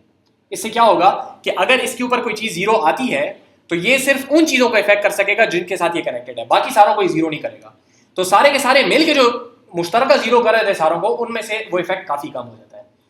एंड इट टर्न्स आउट कि इन प्रैक्टिस इसके अंदर ये स्पार्सिटी बहुत ज्यादा हम रखते हैं। अभी आगे हम एग्जांपल स्पेसिफिक देखेंगे कि कितनी स्पार्सिटी होती है, तो आपको नजर आएगा कि अगर लेट्स से 784 नोड्स हैं तो उसमें से हम सिर्फ 6 को कनेक्ट कर रहे हैं, इतनी ज्यादा स्पार्सिटी होती है, ठीक है। तो उसकी वजह से काफी ज्यादा, और ये वो दूसरी चीज है जिसकी वजह से आपके पास machine learning specifically image processing के अंदर बहुत ज्यादा बूस्ट उसको मिला है, ठीक है। और जो लेटेस्ट जो आपके पास रिजल्ट्स आए हुए हैं, बहुत ज्यादा एक्यूरेट किस्म के रिजल्ट जो मशीन लर्निंग ने दिए हैं मशीन विजन में, कंप्यूटर विजन में, तो वो इस मॉडल के जरिए से हैं जो कि अभी हम करना चाहते हैं। ये बात समझ आ गई कि डेंसली कनेक्टेड लेयर्स और स्पार्सली कनेक्टेड लेयर्स, ठीक हो गया। स्पार्स का मतलब कम है। स्पार्स बेसिकली ये कहते हैं कि अक्सर चीज़ें नहीं है उसमें, ठीक है। तो everything is zero, almost everything is zero, तो इसका मतलब है कि इट्स स्पार्स, ठीक है। वही स्पार्स मैट्रिक्स वगैरह वो सारी वही टर्मिनोलॉजी है, ठीक है। इसको कहते हैं इसी वजह से स्पार्स हैं क्योंकि आपके पास वो जो थीटा का पूरा टेंसर बनता है उसमें अक्सर चीज़ें जीरो होती हैं। अच्छा, तो ये जो आपके पास यहाँ पे हमने ये काम किया हुआ है, ठीक है, कि कुछ नोड्स को किसी एक स्पेसिफिक हिडन न्यूरॉन के साथ हमने कनेक्ट किया है। इसको हम डायरेक्ट थीटास नहीं देते हैं और इसके ऊपर हम सिग्मॉइड नहीं लगाते हैं, इसके ऊपर हम एक स्पेसिफिक ऑपरेशन लगाते हैं। ये जो नोड होती है ये एक स्पेसिफिक ऑपरेशन की नोड होती है जिस ऑपरेशन को कहा जाता है कॉन्वोल्यूशन, और वो ऑपरेशन मैं आपको अभी बताना चाह रहा हूँ कि कॉन्वोल्यूशन क्या होता है। देखिए ये हमारे पास 4 नोड्स हैं, ये इस नोड पे कनेक्ट होंगी। ये नोड क्या करेगी ये हम अभी देखना चाह रहे हैं। पहले तो ये था ना कि थीटा ट्रांसपोज एक्स और सिग्मॉइड ले लो, ये वो काम नहीं करेगी, ये एक डिफरेंट ऑपरेशन करेगी। जिसमें हमने पहले एक एंड की एग्जांपल ले ली थी, तो अभी ये कुछ और काम करेगी, वो कुछ और काम इज कॉल्ड कॉन्वोल्यूशन, और वो अभी हम देखना चाह रहे हैं कि वो क्या होगा, ठीक है। फिर आगे इसकी स्पेसिफिक एग्जांपल भी देखते हैं। देखें ये शायद नजर नहीं आएगा आप लोगों को, मैं बता देता हूँ। ये लिखा हुआ है 40, 42, 46, 46, 50, 55, 52, 56, 58 को फर्क नहीं पड़ता कि क्या वैल्यूज है, बस ये कोई वैल्यूज है, नंबर्स यहाँ पे बस। ये जगह हमने पकड़ी इतनी, ठीक है, ये स्क्वायर जो है 3/3 का, ठीक है। और यहां पे हमारे पास एक और चीज है विच इज 3/3, ठीक है। 3/3 3/3 पीस वाइज मल्टीप्लिकेशन हमने की। पीस वाइज मल्टीप्लिकेशन पता है ना, पहला वाला पहले वाले के साथ, दूसरे वाले के साथ, तीसरा वाला तीसरे वाले के साथ, सारे अलग अलग मल्टीप्लाई हो गए, ठीक है। और उन सारों को हमने ऐड कर लिया फिर आखिर में। एग्जांपल देखें, इस तरह होगी कि 40 × 0 plus 42 × 1 plus 46 × 0 plus 46 × 0 plus 50 × 0 and so on. ये सारे जब ऐड हो गए हमारे पास, तो जो रिजल्ट आया उसको हमने यहाँ पे सेंटर में लिख दिया विच इज 42। क्यों 42 है? क्योंकि यहाँ पे सिर्फ एक ही चीज 1 है और उस 1 को हमने इस 42 के साथ मल्टीप्लाई किया और बाकी सारे जीरोस हैं, तो एंड रिजल्ट हमारे पास 42 आ गया। इसको हमने इसके सेंटर में लिख दिया यहाँ पे, ठीक है। ये बेसिकली कॉन्वोल्यूशन का ऑपरेटर है, ठीक है। इसको कॉन्वोल्यूशन क्यों कहते हैं वो थोड़ी सी पीछे इसकी मैथमेटिक्स है जिसमें मैं नहीं जाना चाहता। बहरहाल फंक्शन कॉम्पोजिशन है बेसिकली ये किस्म की, ठीक है, उसमें तफसील में नहीं जाना चाहते। लेकिन बहरहाल कॉन्वोल्यूशन का ऑपरेटर मैथमेटिक्स के एक जनरल, जिस तरह एब्स्ट्रैक्ट मैथमेटिक्स में और बहुत सारे कॉन्सेप्ट्स होते हैं, तो कॉन्वोल्यूशन का ऑपरेटर वहाँ पे बहुत सारे मकासद में इस्तेमाल होता है। हम यहाँ पे इस अपने मकसद के लिए इस्तेमाल कर रहे हैं इसको, ठीक है। अभी से होगा, इससे क्या फ़ायदा होगा, हमने क्या किया इसका तरीका, फंक्शन क्या होता है? फंक्शन कॉम्पोजिशन, ठीक है, उस किस्म की चीज़ होती है। अच्छा, इसकी इसको ज़रा मिटा दें ताकि ये साफ़ हो जाए जगह। इसकी अब थोड़ी स्पेसिफिक एग्जांपल देते हैं। ये आपको एग्जांपल्स मिलेंगी गिम्प की डॉक्यूमेंटेशन में, मैंने लिखा नहीं है यहाँ पे, लेकिन GIMP ये फोटोशॉप का ओपन सोर्स अल्टरनेटिव है। गिम्प की डॉक्यूमेंटेशन में आपको इसकी काफ़ी सारी एग्जांपल्स मिल जाएंगी। आप गिम्प डॉक्यूमेंटेशन कॉन्वोल्यूशन पे सर्च करें तो उसमें आपको एग्जांपल्स मिल जाएंगी। देखें, ये एक आपके पास इमेज है, ठीक है। इस इमेज के बहुत सारे हर पिक्सल की अपनी अपनी वैल्यू होगी, ठीक है। हम तरीकाकार क्या करेंगे कि हम इतनी जगह को उठाएंगे, ठीक है, लेट्स से 3x3 को, और इस 3x3 को लेंगे, इस 3x3 को इस 3x3 की वैल्यूज के साथ मल्टीप्लाई करेंगे, सारों को ऐड करेंगे और जो रिजल्ट आएगा उसको यहां पे लिख देंगे, ठीक है। ये जो दरमियान वाला पिक्सल है, इसकी जो नई वैल्यू होगी वो वैल्यू होगी जो कि कन्वोल्यूशन के रिजल्ट से आई, ठीक हो गया। फिर हम आगे चलेंगे, क्या करेंगे, इसको फिर हम आगे 1 पिक्सल या 2 पिक्सल या 3 पिक्सल जितना भी है इसको आगे शिफ्ट कर देंगे, ठीक है। तो एक विंडो है, इस विंडो को हम आगे लेंगे। अब इसको और इसको अगेन ये फिक्स रहेगा अपना, ठीक है। इसको और इसके साथ हम मल्टीप्लाई करेंगे, जो रिजल्ट आएगा उसको हम यहां लिख देंगे, ठीक है। तो हम क्या कर रहे हैं कि ये विंडो हमने पकड़ी हुई है और ये हमारा फिल्टर है, ये हमारी टेम्पलेट है, इसको हमने यहां रखा, इन दोनों को हमने आपस में मल्टीप्लाई करके सम किया, जो रिजल्ट आया उसको यहां पे लिख दिया। इसको 1 पिक्सल हमने यहां चलाया, दोनों को आपस में ये फिल्टर वैसे का वैसे ये चेंज नहीं हो रहा है। इन दोनों को हमने आपस में मल्टीप्लाई किया, जो रिजल्ट आया उसको उस पिक्सल में लिख दिया। फिर 1 पिक्सल आगे चले, तो अब हर पिक्सल की एक नई वैल्यू आ जाएगी हमारे पास। तो इस तरीके से जाएंगे, फिर जब वहां तक पहुंच जाएंगे तो इस पहले पिक्सल से 1 रो नीचे आ जाएंगे, फिर इस तरीके से आगे जाएंगे, ठीक है। तो जिस तरह टाइपराइटर चलता है ना, उस तरह पूरे के पूरे इमेज के ऊपर हम इस तरीके से तमाम कॉलम्स तमाम रोज के ऊपर चला लेंगे, तो हमारे पास हर पिक्सल की एक नई वैल्यू आ जाएगी, विच will be dependent on this filter, specific filter. वो अभी आते हैं उसी तरह। ये कुछ एग्जांपल्स हमने स्पेसिफिक यहाँ पे दी है। मिसाल के तौर पे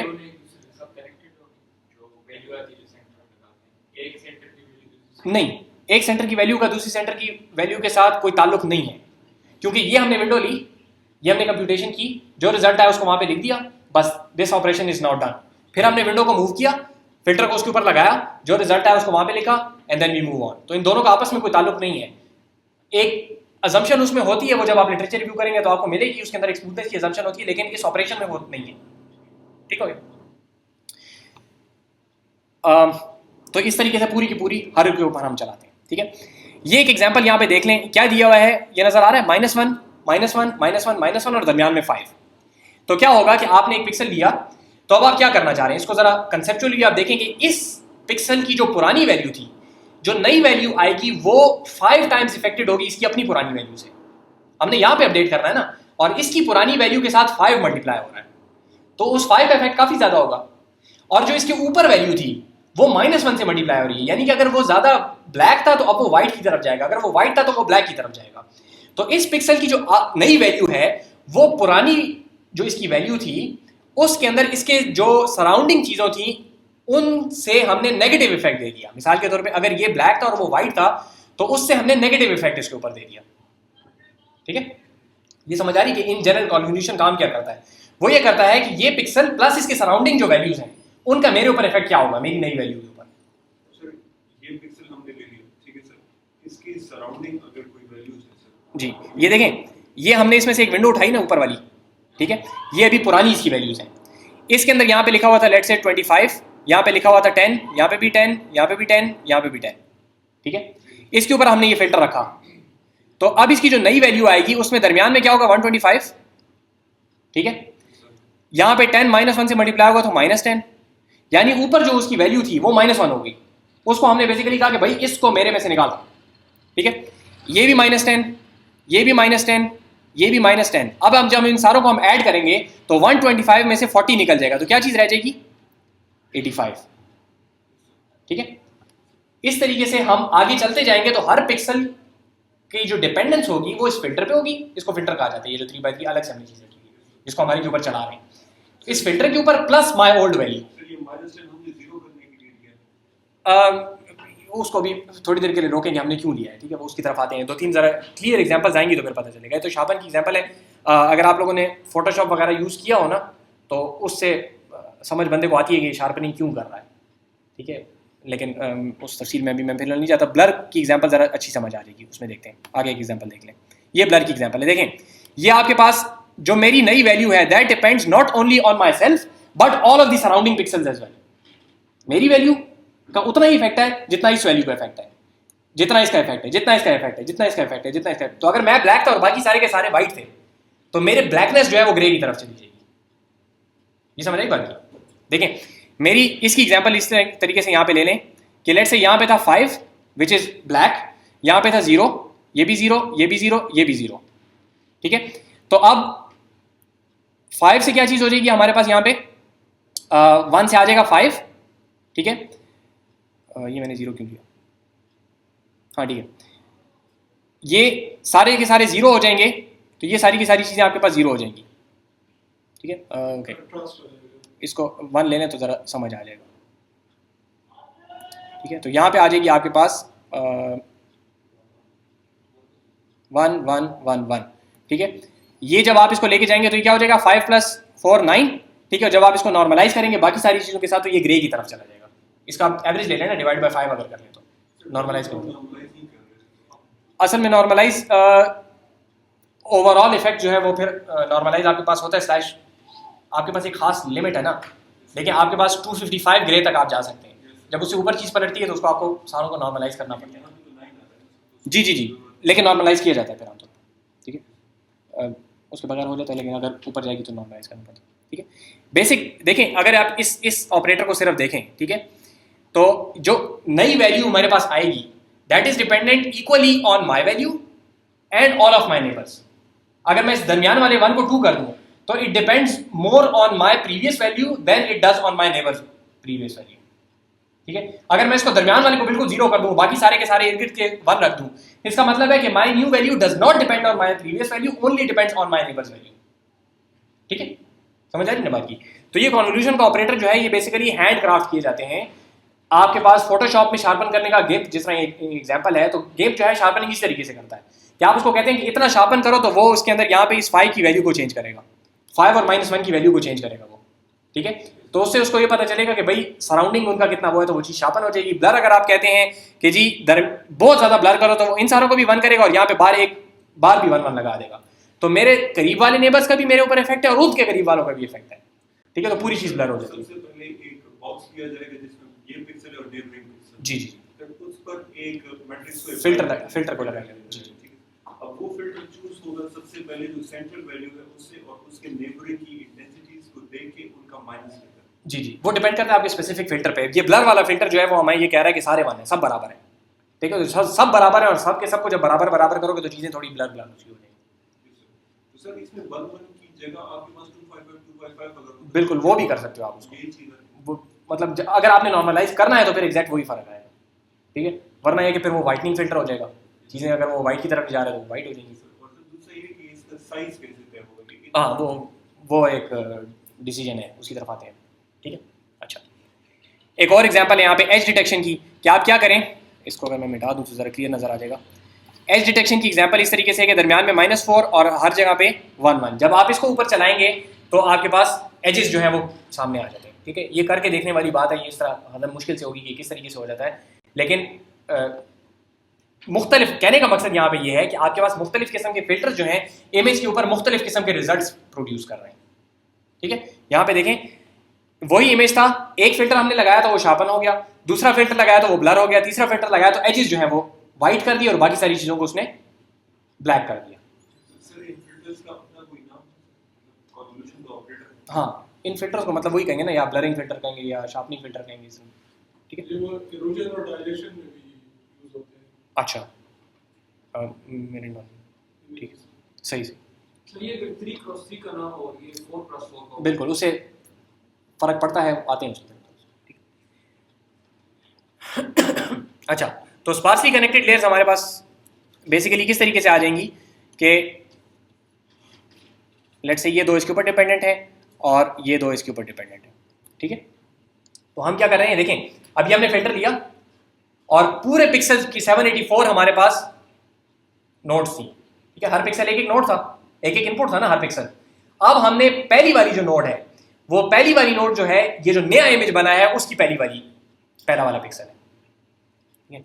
जो हमारे पास पुराना पिक्सल था वो सारे के सारे पुराना इमेज जो था उसका हर पिक्सल एक नोड था, ठीक है। एक नोड, दूसरी नोड, तीसरी नोड, चौथी नोड, इस तरीके से सारी नोड्स थी।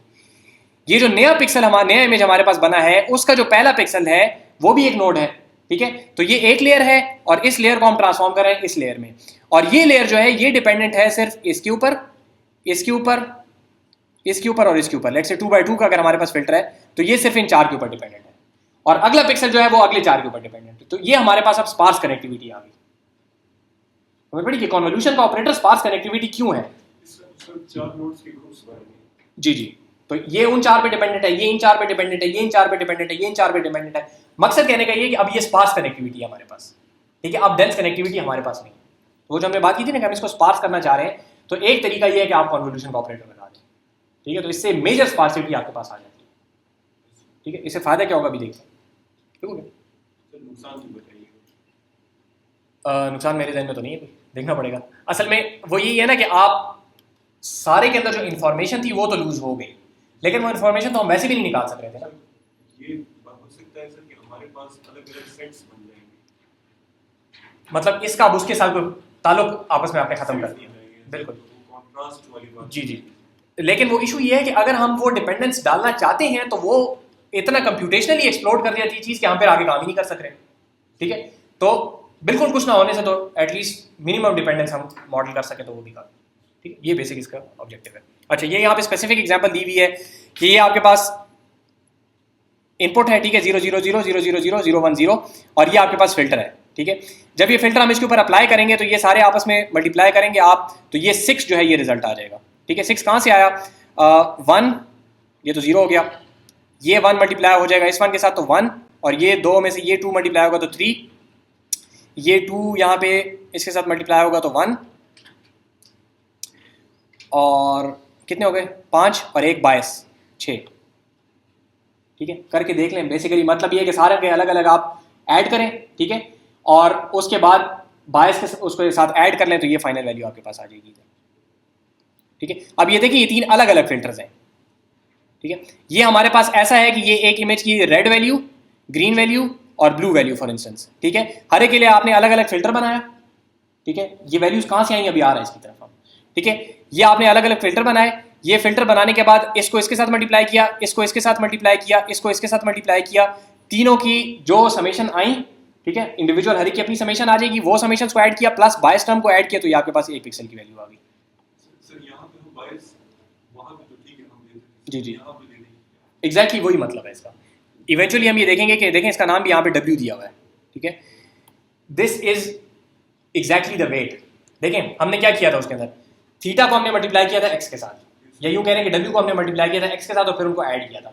एग्जैक्टली वही काम यहाँ पे भी हो रहा है कि इतनी चीजों को हमने मल्टीप्लाई किया, इन W's को हमने मल्टीप्लाई किया इन एक्सेस के साथ और सम कर लिया। तो ऑपरेशन वही है, कोई इसके अंदर फर्क नहीं है। सर अगर हम बायस की बात करें जी। तो फिर हमें पूरे मैट्रिक्स पे करना पड़ेगा, हर पिक्सल क्योंकि हर मैट्रिक्स के अंदर एक वैल्यू। जी जी जी जी, असल में उधर भी आप कर सकते हैं, लेकिन पूरी लेयर के ऊपर एक बायस आमतौर पे सही काम करती है। मतलब वही होता है कि वो लर्निंग इस तरीके से हो जाती है कि बायस खुद ही सही हो जाता है, ठीक है। क्योंकि इवेंचुअली तो इन सारे के सारों ने आखिर में आके एक जगह पे जाना है ना। तो अगर आप B1 B2 B3 लिखें या पूरा एक B लिख दें तो वो सारे के सारे इधर आके आखिर में एक ऐड हो रहा है, ठीक है। तो उससे इतना ज़्यादा फिर फर्क नहीं पड़ता, वरना वो भी मेरे साथ कभी देखा नहीं है, लेकिन मेरा ख्याल है कि हो सकता है, ठीक हो गया। तो ये बेसिकली आपके पास कन्वोल्यूशन का ऑपरेटर है। तो ये आपने एक कर लिया, फिर इसके बाद आप क्या करते हैं, इसको आगे चलाते हैं, ठीक है। तो ये देखें आपके पास आउटपुट इसी जगह पे चल रही है अभी ये, ठीक है। तो ये आगे जाता जाएगा और जितना ये आगे जाता जाएगा तो ये आपके पास आउटपुट बनाता जाएगा। देखें अब यहाँ पे देखें कि ये आउटपुट जो था ये आपके पास था, ये जो ब्लू पोर्शन आपको नजर आ रहा है ना, ये आपके पास इनपुट है, ठीक है। दिस इज 5/5, सही है। और से जरा देखें, हमने बात शुरू करनी है यहां से, तो ये बाहर तो कुछ है ही नहीं ना इस इमेज के कॉर्नर से आपने बात शुरू करनी है, और अगर आप बिल्कुल कॉर्नर के ऊपर सेंटर रख दें तो कुछ पोर्शन तो बाहर निकल जाएगा, ठीक है। तो वो बाहर जो निकल जाएगा पोर्शन उसको हम किसी से मल्टीप्लाई करेंगे तो उनको हम कर देते हैं 0 पैडिंग इसको कहते हैं। इमेज के बाहर आप इतनी जीरोस लगा देते हो जितने कि आपका कन्वोल्यूशन ऑपरेटर सही तरीके से मल्टीप्लिकेशन कर सके, और चूंकि वो जीरोस है तो उनका इफेक्ट इतना नहीं है। जीरो सर इमेज के एजेस हो सकते हैं। ऐसा आप कह रहे हैं जैसे बस ये एजेस है, ठीक है, या आपको दरमियान से शुरू करना पड़ेगा तो वो इमेज की इन्फॉर्मेशन फिर लॉस होती है, ठीक है। इस वजह से आप 0 पैडिंग, तो इसको 0 पैडिंग कहा जाता है। एक बात, इमेज था 5/5 का, ठीक है, उसको आपने 0 पैडिंग कर दी तो ये हो गया 7/7, ठीक है। बाय 3 का तो मतलब है कि इसके अंदर चैनल 3 है, ठीक है। फिलहाल एक चैनल को ले लें, इसके ऊपर आपने फिल्टर लगाया 3/3 का, और जो आप स्टेप लगा रहे हैं इसको देखें, अभी ये यहां पर है, और जब ये स्टेप करता है तो ये 2 जंप्स कर रहा है, ठीक है। एक जंप नहीं कर रहा है, ये 2 की जंप कर रहा है। समझ आ रही बात की? हमने कहा ना एक स्टेप आगे जाएंगे, तो अब हम एक स्टेप आगे नहीं जा रहे, हम 2 स्टेप्स आगे जा रहे हैं। तो जब हम 2 स्टेप्स आगे जाएंगे तो टोटल नंबर ऑफ जम्प्स हम कितनी कर सकते हैं, 3, ठीक है, 7x7 है ना, तो 5x5 3x3। अब आगे हमारे पास जंप करने के लिए जगह कोई नहीं है, फिर हम नीचे आ जाएंगे। सर हमारे पास जो 5x5 था उसको हमने 7x7 बनाया, जी तो वो ज्यादा हो गया। जी जी जी। अगर हम उसको 0 ना लेते तो उसमें क्या होता? असल में मसला ये होता है कि फिर आप यहाँ पे इस एज से बात नहीं स्टार्ट कर सकते थे, क्योंकि फिर बाहर कोई चीज़ नहीं है ना मल्टीप्लाई करने के लिए। किस चीज़ से मल्टीप्लाई करें, वो मल्टीप्लाई का ऑपरेशन गलत हो रहा था, तो हमने 0 कर दिया। 0 मल्टीप्लाई बाय उसका कोई इफेक्ट नहीं आएगा, लेकिन हम मल्टीप्लाई कर सकते हैं। इम्प्लीमेंटेशन डिटेल है ये। सर वो जो लास्ट ऊपर वाली रो और पहला कॉलम अगर ये हम हटा दें, लेट्स से r, जी जी ऊपर वाली रो है जी जी 0 की और पहला कॉलम अगर जी ये हटा दें, इसके ऊपर फिर हम फिल्टर नहीं रख सकते ना। फिल्टर का सेंटर अगर हम इसके ऊपर ले आए, फिल्टर हम छोटा नहीं कर सकते। अगर फिल्टर छोटा करेंगे तो फिर हम उसको 1x1 करना पड़ेगा। 1x1 फिल्टर का फायदा कोई नहीं है, वो तो वही चीज़ प्रोड्यूस करके दे देगा आपको।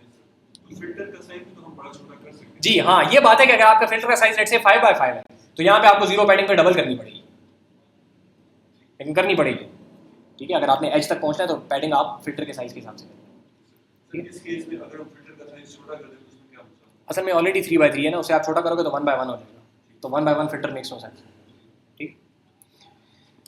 वो लीनियर ट्रांसफॉर्म रह जाएगा ना सर, ज़्यादा कुछ नहीं करेगा। वो एक बॉर्डर एक्सटेंशन की हुई है कि जो हाँ। पिक्सल थे उसी को आप ये कर सकते हैं कि जो एज पे पिक्सेल्स हैं उन्हीं को बड़ा कर दें, या रैप कर सकते हैं जो इस तरफ थे उनको यहाँ ले, जो इस तरफ थे उनको वहाँ ले। बहुत सारे तरीके हैं, लेकिन normally 0 padding seems to work right. एक चीज़ ये होगी, दूसरी स्टेप साइज हमारे पास आ गई, तो स्टेप साइज से हमें पता चलता है कि आउटपुट कितना आएगा। स्टेप साइज चूंकि हमारे पास 2 है, तो हम एक दफ़ा 2 आए, दूसरी दफ़ा 2 आए, तो अब ये 3x3 का जब आपके पास आ जाएगा तो ये पूरा आउटपुट जो आपके पास यहाँ पे 3x3 का आएगा, ठीक है। क्यों? क्योंकि फिल्टर आपके पास जो है वो 3x3 का है, और जो स्टेप साइज आप चला रहे हैं यहाँ पे शायद लिखा हुआ नहीं है, तो स्टेप साइज जो है आपके पास वो 2 का है। 2 स्टेप साइज से हम कुछ भी ले सकते हैं, डिपेंड करता है वो। दो स्टेप आगे चलो। जी, ये 2 पिक्सल का नाम लगाएगा, ठीक है। तो चूंकि 2 लगाएगा तो पहले इस जगह पे था, फिर सेंटर में आ गया, और फिर अब आगे जाने के लिए कोई जगह नहीं है। तो चूंकि 3 जंप्स इसने लगाई तो आउटपुट हमारा 3x3 का, ठीक हो गया। और नीचे भी फिर दो। नीचे भी इसी तरीके से 2 की जंप लगाएगा तो नीचे भी 3, तो 3x3 सही हो गया। सर अगर 2 की जंप्स लगाता है सर तो एक फिल्टर 1 पिक्सल उसके बाद तीसरा आएगा। हाँ, तो वो दरमियान वाला जो है वो रह गया बेचारा, ठीक है। असल में रहा इसमें नहीं है, क्योंकि फिल्टर उसका इफेक्ट या इसमें डाल देता है, थोड़ा सा इसमें डाल देता है, थोड़ा सा उसमें डाल देता है, तो वो इनकॉर्पोरेट हो जाता है बीच में फिर भी, ठीक है। लेकिन ये उन चीज़ों में शामिल है जो कि लर्निंग करते वक्त आपको देखना पड़ता है कि स्टेप साइज कितना अच्छा काम कर रहा है, ये 2 अच्छा काम कर रहा है, 3 अच्छा काम कर रहा है, ठीक है। आते हैं इसकी तरफ। अच्छा, जब एक लेयर ऑफ फिल्टर्स आप काम कर रहे हैं तो वो आपको ये एक आउटपुट जनरेट करके दे रहा है, और ये देखें अभी हाईलाइटेड, देखें कौन सी चीज़ हाईलाइट होती है। अब ये सेकंड सेट ऑफ फिल्टर्स जो हैं ये अप्लाई हो रहे हैं, ठीक है। जब ये अप्लाई होंगे तो आपके पास एक और लेयर ऑफ आउटपुट्स आ जाएगी। तो देखें, इमेज नॉर्मली हम देखते हैं एक इमेज होता है ना, एक्स और वाई होते हैं उसके अंदर, ठीक है, लेकिन एक्चुअली वो सिर्फ एक्स वाई नहीं होते, हर एक्स वाई के ऊपर RGB, यस सर, ठीक है। तो 3 कागज आपके पास आ गए, यस सर, एक इमेज है R का, एक है G का, एक है B का, यस सर। ठीक है। 3 अलग अलग इनको चैनल्स कहा जाता है इमेज के अंदर। अब आप क्या कर रहे हैं कि इनके ऊपर आप लगाते हैं फिल्टर, इसके ऊपर अलग फिल्टर लगाया, ठीक है, दूसरे वाले के ऊपर अलग फिल्टर लगाया, जो 3 फिल्टर्स आपको नजर आ रहे हैं वर्टिकली, हर एक के ऊपर अलग अलग फिल्टर लगाया, और पूरी की पूरी चीज से जो तीनों का कंबाइंड इफेक्ट जो आया आपके पास, वो आपने यहाँ पे एक पिक्सल में डाल दिया। तो अभी आपके पास एक शीट आ गई, ठीक है, एक शीट आ गई, ठीक है। ये वाली देखें, ये जो यहाँ पे आ रही है ये एक शीट है ना, ठीक है। 3 फिल्टर्स हमने लगाए इन 3 चैनल्स के ऊपर, तो एक शीट आ गई। अब 3 और अलग से हम फिल्टर्स देते हैं, वो अगेन इन तीनों शीट्स के ऊपर हम लगाते हैं, तीनों चैनल्स के ऊपर, तो हमारे पास एक और शीट आ जाती है। तो अब जो हमारे पास ये पहली जो हिडन लेयर बनी है, इसके अंदर 2 शीट्स हैं, ठीक है, जिसको आप कह सकते हैं कि ये 3x3x2 का टेंसर है, ठीक है। तो अब ये मैट्रिक्स नहीं है, जो इनिशियल इनपुट हमने दिया था वो भी मैट्रिक्स नहीं था, वो भी टेंसर था, ठीक है। तो इसको अब हम कहते हैं कि ये वॉल्यूम है, ठीक है। वॉल्यूम का लफ्ज आपको देखने में मिलेगा, वॉल्यूम कहने टेंसर कहने एक ही बात होगी, ठीक है। तो ये अब एरिया नहीं है, ये वॉल्यूम है, जिसका कि मतलब है कि इसकी डेप्थ भी है। 3 चैनल्स हैं, 3 चैनल्स के ऊपर आपने एक फिल्टर का चैनल और दूसरा फिल्टर, तो वो भी आपके पास फिल्टर्स जो है वो खुद भी एक टेंसर में है, ठीक है। तो tensor multiply by tensor is equal to tensor.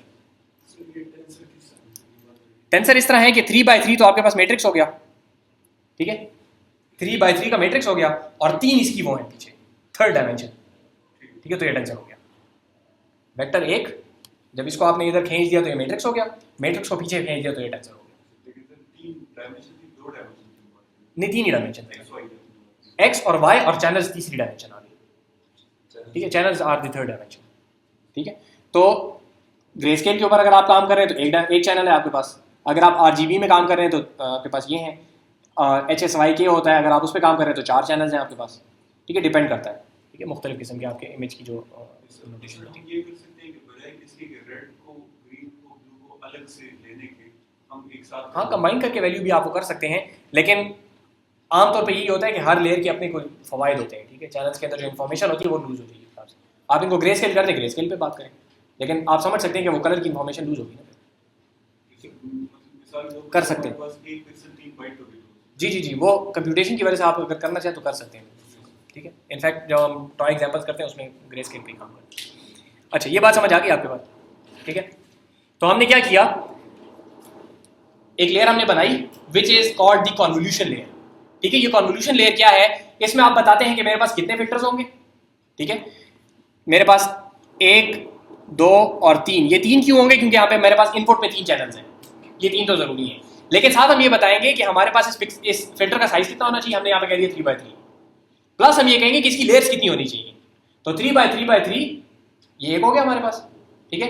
और एक और भी हम ले रहे हैं, तो ये 3x3x3x2 हो जाएगा। लेयर्स वाली बात। जी जी जी, ठीक है। देखें, ये 3x3x3 तो ये हो गया एक लेयर, और ये दूसरी लेयर भी आ गई हमारे पास, तो अब ये 4D हो गया हमारे पास, ठीक है। तो ये अब आपने डिसाइड करना है फिल्टर का साइज कितना है, फिल्टर की लेयर्स कितनी है फिल्टर की, ठीक है। तो इसकी बेसिस पे फिर आउटपुट ऑटोमेटिकली कैलकुलेट हो जाएगा। ये एक फैसला हमने कर लिया, ठीक है। तो ये हमारी कॉन्वोल्यूशन की एक लेयर आ गई। वो एक टेंसर होगा। हाँ, वो पूरे का पूरा सारा बड़ा सारा मिला के एक टेंसर बन जाएगा, लेकिन आप उनको अलग रख लीजिए, ठीक हो गया। अच्छा, इसके बाद आप क्या करते हैं, ये एक ऑपरेशन हो गया कॉन्वोल्यूशन का। दूसरा ऑपरेशन जो कि बहुत ज़्यादा इफेक्टिव है और उसका फायदा भी पता चलेगा, इसमें तो हमें पता चलेगा कि हमारे पास फास्ट कनेक्टिविटी आ गई, प्लस हमारे पास ये फ्लेक्सिबिलिटी आ गई कि एक पिक्सल की जो नई वैल्यू हमारे पास फीचर ट्रांसफॉर्म करके आएगी वो उस पिक्सल पे भी डिपेंडेंट होगी, प्लस उसके नेबर्स पे भी डिपेंडेंट होगी, ठीक है। तो अगर एक पिक्सल के अंदर कोई इन्फॉर्मेशन थी प्लस उसके नेबर्स में कुछ इन्फॉर्मेशन थी, देखें एजेस वगैरह आपके पास, या आपके पास कि इसका कॉन्टेक्स्ट जो है वो एजेस से आता है ना, कि अगर ये टायर बना हुआ है तो इस टायर के आगे पीछे क्या चीज़ है, अगर इस टायर के आगे पीछे जो है कुछ भी नहीं है, इसका मतलब है कि this is an image of a tyre. और अगर इसके आगे पीछे बम्पर वगैरह और हुड वगैरह और वो चीज़ें नजर आई है तो इसका मतलब है कि ये किसी कार का वो है इमेज। सर जब हम पिक्सेल्स को देखते हैं जी, जी, जी। फिर वहाँ पे हम इस सेट को नहीं ले सकते, हमको नेबरिंग जी, जी, neighboring, हाँ। 1-2 पिक्सल ही देखेंगे तो उससे तो हमें पता नहीं चल सकता। फिल्टर साइज आप काफी बड़ा भी कर सकते हैं, पहली बात तो ये है। प्लस ये कि इस हिडन लेयर में हमारे पास कुछ फीचर्स आ जाएंगे, ठीक है, एजेस वगैरह आ जाएंगे, उसके ऊपर फिर हम एक और कॉन्वोल्यूशन की लेयर लगाएंगे, ठीक है। तो फिर वो ये आइडेंटिफाई करेगी कि इस एज के करीब कौन सा एज है, ये एक एज है, इसकी नेबरिंग में ये वाला एज है, इसकी नेबरिंग में ये वाला एज है, इसकी नेबरिंग में ये वाला एज है, ठीक है। तो फिर वो पिक्सल्स को नहीं देख रहा होगा, फिर वो एजेस को देख रहा होगा। Set of pixels. जी, क्योंकि इस सेट से तो कॉन्वोल्यूशन करके हमने कुछ और चीज बना ली ना। सर एक और बात ये सर कि जो आप बता रहे हैं इसको इंटरपोलेशन नहीं कहते। आई एम नॉट श्योर, हो सकता है, ठीक है, टर्मिनोलॉजी का मैंने कभी इंटरपोलेशन का लफ्ज़ देखा नहीं है, लेकिन चूँकि मेरा लिटरेचर भी बहुत ज़्यादा डिटेल नहीं है तो उसमें हो सकता है, ठीक है। अच्छा, तो ये एक ऑपरेशन हो गया। दूसरा ऑपरेशन जो हम करते हैं उसको कहा जाता है पूलिंग। पहले देख लें कि ऑपरेशन क्या है, फिर इसका फायदा देखते हैं इसी तरीके से। पूलिंग ये कहते हैं कि आपने लेट से पूल करना है जी, ये बस खत्म हो रहा है, आखिरी ऑपरेशन है, ठीक। क्या कितना टाइम हो गया, अभी तो घंटा भी नहीं हुआ यार। अच्छा, जल्दी खत्म। सर ये अल्टरनेट है कन्वोल्यूशन का। नहीं, कॉन्वोल्यूशन भी इस्तेमाल होती है, साथ ये भी इस्तेमाल होता है, ठीक है। अकेला कॉन्वोल्यूशन भी अच्छा काम नहीं करता, अकेला ये भी अच्छा काम नहीं करता, दोनों को मिला के साथ काम करते हैं। पूलिंग कहते हैं कि आपने एक लेट से 2x2 का पोर्शन पकड़ा, ठीक है, और इसमें से इन सारों को किसी तरीके से मिलाकर आप कोई एक वैल्यू बना लेंगे, ठीक है। सबसे आसान एग्जांपल इसकी मैक्स, ये 4 देखें, इनमें से जो मैक्सिमम वैल्यू है that is the final value, ठीक है। तो इसमें से मैक्सिमम कौन सा है, 6, मैंने 6 यहाँ पे लिख लिया। इसके बाद इनको उठाया, ठीक है, इसमें से मैक्सिमम क्या है, 8 को यहाँ लिख लिया। इनको मैंने उठाया, इसमें से मैक्स निकाला, मैक्स क्या है वो यहाँ पे आ गया, और इसमें से मैक्स मैंने उठाया 4 आ गया, 4 यहाँ पे आ गया। तो ये क्या चीज़ बनी आपके पास कि ये था 4x4, इस 4x4 को चूंकि आपने मैक्स पूलिंग की 2x2 की, ठीक है, तो 2 2 2 2 इसके अंदर स्लाइडिंग नहीं है, शिफ्टिंग है बाकायदा, यहाँ से उठ के आप आगे गए, ठीक है। इनका मैक्स निकाल लिया, अब इनको छोड़ दें चारों को, अगले 4 की वैल्यू है, उसमें स्लाइडिंग हो रही थी ना, कुछ ओवरलैप आ रहा था, इसमें ओवरलैप नहीं है। जब ओवरलैप हो तो उसको स्लाइडिंग कहा जाता है, यहाँ पे ये चीज़ पूरी उठ के अलग से जाएगी। तो 2x2 का आपने चूंकि पूल किया है और ये 4x4 था, तो ये रह जाएगा यहाँ पे 2x2 का, ठीक है। इससे फायदा क्या होगा, देखें, लेट से कि यहाँ पे आपके पास एक इमेज था जिसके अंदर इस पिक्सल की स्पेसिफिक वैल्यू 6 थी, ठीक है। एक और इमेज आपने लिया जो कि थोड़ा सा परटर्ब था, तो ये 6 जो है बजाय इसके कि यहाँ होता है, ये 6 यहाँ पे आ गया, ठीक है। कुछ थोड़ी सी नॉइज की वजह से ये 6 ऊपर चला गया, तो आपके पास पूलिंग के बाद जो रिजल्ट आएगा वो फिर भी वही का वही होगा। तो this is invariant to noise, ठीक है, स्लाइट नॉइज। फिर डिपेंड करता है कि आप ये पूलिंग का जो ऑपरेटर लगा रहे हैं इसका साइज कितना बड़ा है, जितना बड़ा होगा उतना ज्यादा ये इनवेरिएंट टू नॉइज होता जाएगा। लेट्स से आपने 10 बाय 10 का अगर लगाया तो उस 10 बाय 10 के अंदर वो 6 जिधर भी फिरता फिरे वो एंड रिजल्ट आपके पास 6 ही आएगा, unless you get something bigger than this. Pooling इन चारों को हम एक जगह पे जमा कर रहे हैं ना, ठीक है, जमा कर रहे हैं। यहाँ पे तो हम मैक्स ले रहे हैं, लेकिन जमा करने के बहुत सारे तरीके हैं। आप एवरेज पूलिंग भी ले सकते हैं, इन सारों की एवरेज ले लें जी। हाँ, लेकिन इसके अंदर बेसिक मकसद ये होता है, मतलब इसको भी आप किसी तरीके से कन्वोल्यूशन कह सकते हैं घुमा फिरा के, ठीक है, लेकिन ये चूंकि एक स्पेसिफिक सेमेंटिक्स में हम ये काम करते हैं कि भाई एक तो जंप लगाओ, ठीक है, फिर इसमें से एक खास वैल्यू को उठा के यहाँ पे लेके आओ, इसका साइज हम छोटा करते हैं, इस किस्म की बातों की वजह से कोई डिफरेंट ऑपरेटर का आ गया, ठीक है, वरना इसको आप खींच तान के उसी तरीके से वो बना सकते हैं, कन्वोल्यूशन किस तरीके से बना सकते हैं। हम ये भी कर सकते हैं कि इन सब का मीन एवरेज पूलिंग भी होती है, बहुत सारी होती है, लेकिन ज़्यादा जो आपको लिटरेचर में मिलेगी दैट इज मैक्स पूलिंग। एक और बात है कि इसमें जो सिंगल डेप्थ स्लाइस है उसमें कलर्स दिए हुए हैं, रेड, ग्रीन और ब्लू। ये तो सिर्फ पूल बनाने के लिए, आपको इधर समझाने के लिए, तो येलो ग्रीन कलर पूल को बता रहे हैं। ये बता रहे हैं कि ये एक पूल था, ठीक है, इससे हमने पूलिंग की तो ये वैल्यू आ गई, ठीक है, जिसको मैंने डब्बों में बंद कर दिया ना, इन्होंने कलर के जरिए एक्सप्लेन किया। अच्छा, तो ये हमने दो ऑपरेशंस किए, एक कन्वोल्यूशन का और एक पूलिंग का, ठीक है, तो इन दोनों को मिला के जो हमारे पास रिजल्ट आएगा, और एक तीसरा ऑपरेशन भी चले, वो खैर आप लोग अगर ब्रेक लेते हैं तो ब्रेक के बाद कर लेंगे। इनसे हमें फ़ायदा क्या हासिल होगा, हमारे पास पास कनेक्टिविटी आ गई, वैनिशिंग ग्रेडियंट का प्रॉब्लम हमारे पास खत्म हो जाएगा, और इससे हमारे पास क्या होगा कि हमारे पास लो लेवल फीचर जो है वो ऑटोमेटिकली आइडेंटिफाई होने शुरू हो जाएंगे। अब जो हम करना चाह रहे हैं वो ये करना चाह रहे हैं कि हमारे पास ये जो यहाँ पे वैल्यूज हैं, ठीक है, पूलिंग के अंदर तो कोई पैरामीटर नहीं है, वो तो हमने बता दिया भाई 2/2 है और मैक्स है, इसके अंदर कोई लर्निंग इन्वॉल्व नहीं है, ये हम खुद इसको बताएंगे। यहाँ पे जो हमारे पास फिल्टर्स हैं, इन फिल्टर्स की जो एग्जैक्ट वैल्यूज हैं, these are the model's parameters, ये वो थीटास है जो कि हम लर्न करना चाह रहे हैं। तो हम क्या करेंगे, इनको रैंडमली इनिशियलाइज करेंगे, कॉस्ट कैलकुलेट करेंगे, बैकड्रॉप चलाएंगे, बैकड्रॉप जब चलेगा तो वो इनको पर्टर्ब करेगा, चेंज करेगा, और ये पैरामीटर्स की जो स्पेसिफिक वैल्यूज हैं इन फिल्टर्स की, वो उन पे आके रुक जाएंगी जिस टाइम पे आपकी कॉस्ट मिनिमम होगी। ये फिल्टर्स की जो वैल्यूज हैं, हमने कहा ना 3/3, वो तो हमने फिक्स कर दिया, वो तो नहीं चेंज होने लगा, लेकिन इस 3/3 के हर डब्बे के अंदर जो स्पेसिफिक वैल्यू है वो लर्न की जाएगी बैकड्रॉप के जरिए से। और सर ये 3/3 एक तरह से लर्निंग रेट के साथ नहीं, लर्निंग रेट तो आपका इनकी जो चेंज आएगी उनके अंदर आएगी, ये तो फिक्स हो गया, ये तो अब चेंज नहीं हो सकता, ठीक है, ये अब चेंज नहीं हो सकता। तो हम इसको एक तरीके का हाइपर पैरामीटर है कि इसका साइज कितना होना चाहिए, ठीक है, काफ़ी आगे जाके अगर हमें टाइम मिला तो हम ये डिसाइड करेंगे कि 3/3 को कैसे हम लर्न कर सकते हैं, लेकिन इन प्रैक्टिस आपको ये 3/3 फिक्स मिलेगा। और सर ये इमेज पर भी डिपेंड करेगा, इमेज पर भी डिपेंड करेगा, लेकिन ह्यूमन इंटरैक्ट इसके अंदर इन्वॉल्व है कि इसका साइज कितना रखना है फॉर द टाइम, ठीक है जी। एक ब्रेक ले लें, बाकी एक छोटा सा ऑपरेशन है और फिर उसके बाद हम इंशाल्लाह इसको ये जो ऑपरेशन हमने देखे हैं इनको हम कोड के जरिए से देखेंगे कि कोड में इसके कितना एफर्ट लगता है हमारा, ठीक है जी। तो आप लोग ब्रेक ले लें।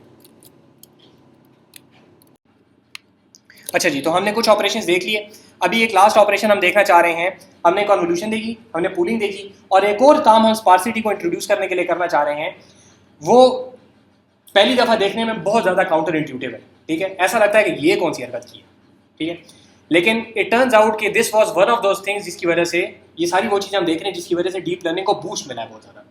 अगर आप रेगुलराइजेशन में याद करेंगे हमने क्या किया था कि हम कुछ थीटास को लेके जाने चाह रहे थे जीरोस की तरफ, ठीक है, स्पार्सिटी में भी हम ये करना चाह रहे हैं कि कुछ चीज़ों को हम लेके जाने चाह रहे हैं जीरोस की तरफ, ठीक है।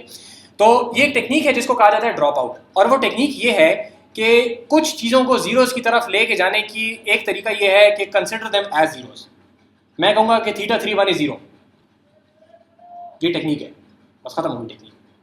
एट रैंडम कुछ चीज़ों को मैं कहूँगा कि they are 0 at random, this is called dropout. पीछे से इनपुट आ रहा है, ठीक है, आपने उसको मल्टीप्लाई में 0 कर दिया, ठीक है, वैसे ही हो गया जैसे वो आगे आ ही नहीं रहा, ड्रॉप हो गया। सर इसमें ये भी हो सकता है कि कुछ अहम चीज 0 हो जाए, बिल्कुल हो सकता है। It turns out in practice it works really well, ठीक है। इन प्रैक्टिस होता ये है कि आप ड्रॉप आउट रेट सिलेक्ट करते हैं, लेट्स से 0.2 मीन्स के 20% of everything that is coming in I am going to drop. अगर मेरी 100 नोड्स हैं एक लेयर में तो उनमें से मैं 20 नोड्स को एट रैंडम इग्नोर करूंगा, ठीक है। तो वो होता ये है कि आपके पास एक दफ़ा कुछ डाटा आया, उसकी बेसिस पे आपने कॉस्ट कैलकुलेट की, फिर दोबारा डाटा आया, फिर आपने कॉस्ट कैलकुलेट की, तो हर दफ़ा आप कुछ चीज़ों को ड्रॉप कर रहे हैं। तो इट टर्न्स आउट कि इन प्रैक्टिस आपके पास जो नॉइज होती है ना, हमने कहा था ना कुछ सिग्नल होते हैं कुछ नॉइज होते हैं, तो होता ये है कि आपके पास सिग्नल जो है वो रिपीटेडली आ रहे होते हैं, और नॉइज जो है वो एक में एक तरीके की होती है, एक तरीके में दूसरे की होती है। तो टर्न्स आउट कि ड्रॉप आउट जो है वो नॉइज को ज़्यादा ड्रॉप करता है और सिग्नल्स को कम ड्रॉप करता है। तो it's almost equivalent to regularisation, but with very minimal effort. आपके पास रेगुलराइजेशन में हमें बहुत ज़्यादा कंप्यूटेशन वगैरह करनी पड़ती थी, काम करना पड़ता था। ड्रॉप आउट में सिंपली आप कहते हो ignore this ignore this ignore this and you get almost the same result as you get with regularisation. Sir अगर कोई 0.2 से कम हो, जैसे कम ज़्यादा, ये अगेन उन हाइपर पैरामीटर्स में से जो कि हमें एज ह्यूमंस डिसाइड करना पड़ता है कि इस लेयर के ऊपर ड्रॉप आउट में कितना कैलकुलेट कितना रखना चाह रहा हूँ। नॉइज का आमतौर पर क्या बिहेवियर होगा इस केस में? डाटा सेट पे बहुत ज़्यादा डिपेंडेंट है। ठीक है, मिसाल के तौर पे आपके पास एक ऐसा इमेजेस का डाटा सेट है जो कि रात के टाइम पे लिया गया, नॉइज बहुत ज़्यादा है उसमें ड्रॉप आउट आपको ज़्यादा रखना पड़ेगा। ठीक है, एक बहुत सनी किस्म के इमेजेस हैं आपके पास, सनलाइट में लिए गए हैं, वो नॉर्मली बहुत शार्प होते हैं। ड्रॉप आउट रखने से पहले हमें नॉइज को देखना होगा। थोड़ा सा आप अपने डाटा सेट को देख के उसकी बेसिस पे जज करते हैं, लेकिन इन प्रैक्टिस ऐसा ही होता है कि आप मुख्तलिफ चीज़ें करते हो। ये आगे जाके हम फिर तफसील से देखेंगे। ये ड्रॉप आउट कन्वोल्यूशन उसके साथ जी जी जी, कॉन्वोल्यूशन भी लगाएंगे, मैच पूलिंग भी लगाएंगे, ड्रॉप आउट भी लगाएंगे। ठीक हो गया। तो ओवरऑल हमारे पास शक्ल इस तरीके से बन जाएगी। ये बात तो हमने पहले देख ली कि कॉन्वनेट्स में क्या होता है कि आप कुछ इनपुट्स लेते हैं और उनको आप मल्टीपल फिल्टर्स लगा के मल्टीपल लेयर्स में ले आते हैं। हो सकता है वो 3 थी, उन 3 से आपने 2 बना ली, या वो एक ही थी उनसे आपने 3 बना ली मल्टीपल फिल्टर्स लगा के। तो मुख्तलिफ फिल्टर्स की बेसिस के ऊपर आप मुख्तलिफ लेयर्स बना लेते हैं। ठीक है, तो अब ये देखें यहाँ पे आपके पास ये 2 डायमेंशनल डाटा था, ये जाके 3 डायमेंशन में कन्वर्ट हो गया। ठीक हो गया, आपके पास एक लेयर, दूसरी लेयर, तीसरी लेयर। ठीक है, नॉर्मली कॉन्वनेट्स में आपको इस तरीके से लेयर्स मिलेंगी। ठीक है, तो अब आप 3 नंबर्स के जरिए से इनको बताओगे कि इस तरह नोट्स कितनी है, इस तरह नोट्स कितनी है और लेयर्स कितनी है पीछे में। ठीक हो गया। सर ये लेयर्स ड्रॉप आउट की बिना पे कैसे है? नहीं, वो ड्रॉप आउट वाली बात तो बस उतनी सी थी, वो असल में उसमें कोई बड़ी बात नहीं है। वो ड्रॉप आउट ड्रॉप करते हैं बस, दैट्स ये इट। क्या बात है? ये अब हम ये बात करें कि अब ये ओवरऑल कॉन्वोल्यूशन इन सारी चीज़ों को भी मिलाते हैं आपस में। ठीक है, कि सारी मिल के कैसे बने। सर ये ड्रॉप आउट नेक्स्ट लेयर के हर न्यूरॉन के लिए होगा, इसके लिए एक लेयर का आप बताते हैं। हाँ, नहीं, आप एक लेयर का बताते हैं कि मिसाल के तौर पे ये लेयर है, इस लेयर के अंदर ड्रॉप आउट रेट है 0.2, तो इसमें से 20% लेयर जो है वो पीछे वाले डाटा को जीरो कर देंगी सारे को। इसका ये मतलब है कि इसका अपना इफेक्ट है 0। मेरे पास जो डाटा आ रहा था सारे को मैंने 0 कर दिया, तो मेरा अपना इफेक्ट है 0। एवरीथिंग मल्टीप्लाई बाय 0, मेरे सारे थीटा 0 हो गए ना। वो सारे नेक्स्ट लेयर के सारे न्यूरॉन्स के लिए 0 होगा। हाँ, बस इसके लिए सारों के लिए ये 0 हो गया। ये ऐसे ही जैसे ये नोट थी नहीं यहाँ पे, बस इसीलिए इसको ड्रॉप आउट कहते हैं कि ये नोट बस ड्रॉप हो गई इस पास में। ठीक हो गया, और एट रैंडम होता है। कितने ये हम देखते हैं कि कितने नोट्स करेंगे ये डेटा। जी जी जी, वो ड्रॉप आउट रेट जो है आपने हाइपर पैरामीटर आपको डिसाइड करना होता है। ठीक है, अच्छा तो आपने क्या किया, आपने एक इनपुट लेट्स से इमेज को लिया। नॉर्मली कन्वोल्यूशन न्यूरल नेटवर्क जो है इमेजेस के ऊपर काम करते हैं। ठीक है, इस वजह से बार बार इमेजेस की एग्जांपल आ रही है और इसी वजह से इनको इस तरह स्क्वायर करके हम बना भी रहे हैं। ठीक है, ये आपने कन्वोल्यूशन की लेयर बनाई। ठीक है, 24 लेट्स से आपके पास फिल्टर्स थे, तो आपके पास ये 20 × 24 × 24 हो गए, 20 लेयर्स थी आपके पास। ठीक है, इसके बाद आपने फिर पूलिंग की। आपने जब पूलिंग कर ली तो आपके पास लेट्स से 2/2 की पूलिंग थी, तो ये 20 × 12 × 12 हो गए। ठीक है, 24 × 24 है, तो जब 2/2 की पूलिंग होगी आपके पास तो 12 × 12 हो रहेंगे। ठीक है, ये थोड़ा सा इसको आराम से बैठ के देखेंगे तो फिर आप लोगों को नंबर समझ आ जाएंगे। Numbers are not that important at this point. आपने सिर्फ ये डिसाइड करना है कि पूल का साइज कितना है, 2/2 है, 3/3 है, 4/4 है। ठीक है, बाकी जो कैलकुलेशन है वो तो खुद मैट्रिक्स मल्टीप्लिकेशन से ऑटोमेटिकली मान लेंगे। इसके बाद फिर आप क्या करते हैं कि यहाँ पे आप ड्रॉप आउट भी लगा सकते हैं। यहाँ पे बनी भी नहीं है, लेकिन आप ड्रॉप आउट लगा सकते हैं। आप इधर दरमियान में पीछे ड्रॉप आउट लगा सकते हैं, मुख्तलिफ जगहों पर आप ड्रॉप आउट्स लगा सकते हैं। पूलिंग से ये ऑपरेशन मुराद है, ये वाला ऑपरेशन। ठीक है, लेकिन पूरी की पूरी लेयर जो है ये पूलिंग कर रही है। ठीक है, तो लेयर वाइज हम चल रहे हैं, इस बात को जरा गौर से यहाँ पे देखें। यहाँ पे पूलिंग के अलावा कोई और ऑपरेशन भी हो सकता है। हाँ, हो सकता है एक और कन्वोल्यूशन की लेयर आ जाए। ठीक है, फिर एक और पूलिंग आ जाए, वो भी देखते हैं, एग्जांपल देखते हैं। ठीक है, अच्छा जब ये सारी काम कहानी के साथ हो जाता है, ठीक है, यहाँ तक अभी सारी की सारी नोट जो थी वो स्पार्सली कनेक्टेड थी। ठीक है, पूलिंग में भी स्पार्स है, उसमें भी स्पार्स है, ड्रॉप आउट में भी चूंकि काफ़ी चीज़ें गिर रही हैं तो उनको भी हम स्पार्स कहते हैं। अब इसके बाद यहाँ पे जो चीज़ आएगी इसको हम कहेंगे कि these are not densely connected. यहाँ पे एक एरो बना हुआ है, मतलब ये है कि एवरीथिंग गोज टू एवरीथिंग। ठीक है, यहाँ पे ये जो नोड्स हैं हमारे पास, these are not densely connected. ठीक है, और ये वैसा ही है जैसा आपके पास अभी तक हमने न्यूरल नेटवर्क देखा। अब आप एक डेंसली कनेक्टेड नोड लगाएं, 2 लगाएं, 4 लगाएं, 6 लगाएं, जितने भी लगाएं, तो inputs convolution, pooling, drop out, convolution, pooling, drop out, convolution, pooling, convolution, pooling, convolution, pooling, drop out, फलाना फलाना फलाना। और आगे जाके आपने फिर जब आखिर में आपके पास आउटपुट आया तो उस सारे के सारे को अब आप भेजेंगे डेंसली कनेक्टेड लेयर में। ठीक है, और इसके आगे वैसे का वैसे न्यूरल नेटवर्क काम करेगा जैसा कि पहले करता था। तो यहाँ पे आप नॉर्मली ये होता है कि आप एक लॉजिस्टिक रिग्रेशन की लेयर लगा देते हैं। ठीक है, एक सॉफ्टमैक्स लगा देते हैं and that works to do the actual classification. पीछे ये सारे का सारा काम फीचर्स लर्न करता है, ठीक है, जो हमने पहले ही देखा था एक्सक्लूसिव वॉर में जो हमने किया था, एग्जैक्टली वैसे ये सारे के सारे फीचर्स लर्न करते हैं, एक लेवल ऑफ फीचर्स, फिर हायर लेवल ऑफ फीचर्स, फिर उससे हायर लेवल ऑफ फीचर्स, फिर उससे हायर लेवल ऑफ फीचर्स, और आखिर में ये जो बिल्कुल maximum higher level of features हमारे पास जो कि बहुत हाई डायमेंशनल स्पेस में होते हैं, उनके ऊपर हम लगाते हैं लॉजिस्टिक रिग्रेशन। कहते हैं उसको लॉजिस्टिक रिग्रेशन नहीं है, लेकिन लॉजिस्टिक लेयर लगा देते हैं डेंसली कनेक्टेड, और उससे हमारे पास एक सॉफ्ट मैक्स से क्लासिफिकेशन की प्रोबेबिलिटीज आ जाती है।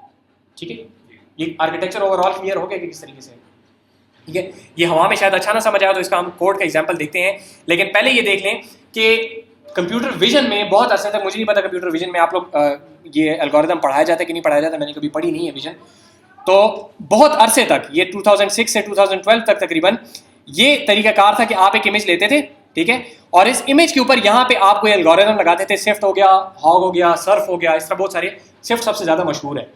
सिफ्ट क्या करता है कि SIFT hand crafted over a long period of time, decades के ऊपर साइंटिस्ट्स ने बैठ के ये हैंड क्राफ्टेड फीचर देंगे, जी एक एज ऐसे हो सकता है, एक एज ऐसे हो सकता है, इसके ऊपर हम ये लगाएंगे तो ये फीचर निकलेगा, ये लगाएंगे तो ये फीचर निकलेगा, स्केल इनवेरिएंट ये होता है, रोटेशन इनवेरिएंट ये होता है, लंबी चौड़ी कहानी है, ठीक है।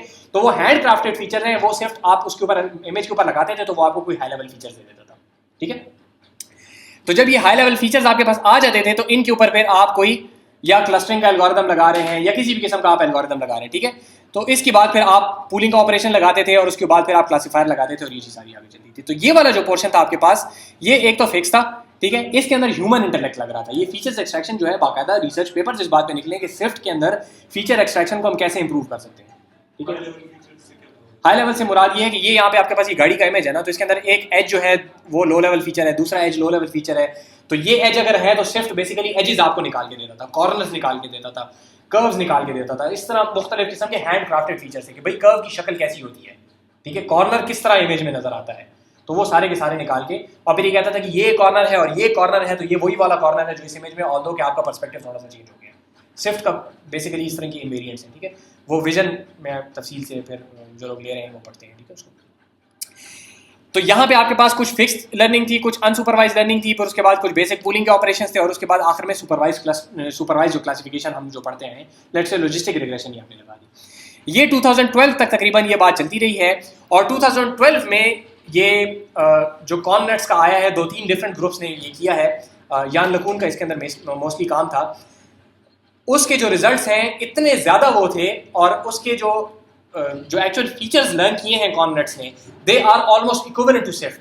जो चीज़ें स्विफ्ट हम लोगों ने इतने over a period of decades learn किए थे, वो कॉमनेट को आप देते तो आपको 2 घंटे में वो लर्न करके दे देता है, ठीक है, without given any specific inputs about what edges are, what corners are, वो सारी चीज़ें ये ऑटोमेटिकली लर्न कर देते हैं, खुद ब खुद लर्न करें। तो खुद ब खुद इस तरह नहीं है, बाकी तो आर्किटेक्चर हमने इसको बना के दिया है, मतलब वो बैक प्रॉप और कॉर्ननेट्स और पूलिंग और वो सारी जो हमने इसको बना के दिए, लेकिन हमने इसको एज नाम की कोई चीज़ नहीं बताई।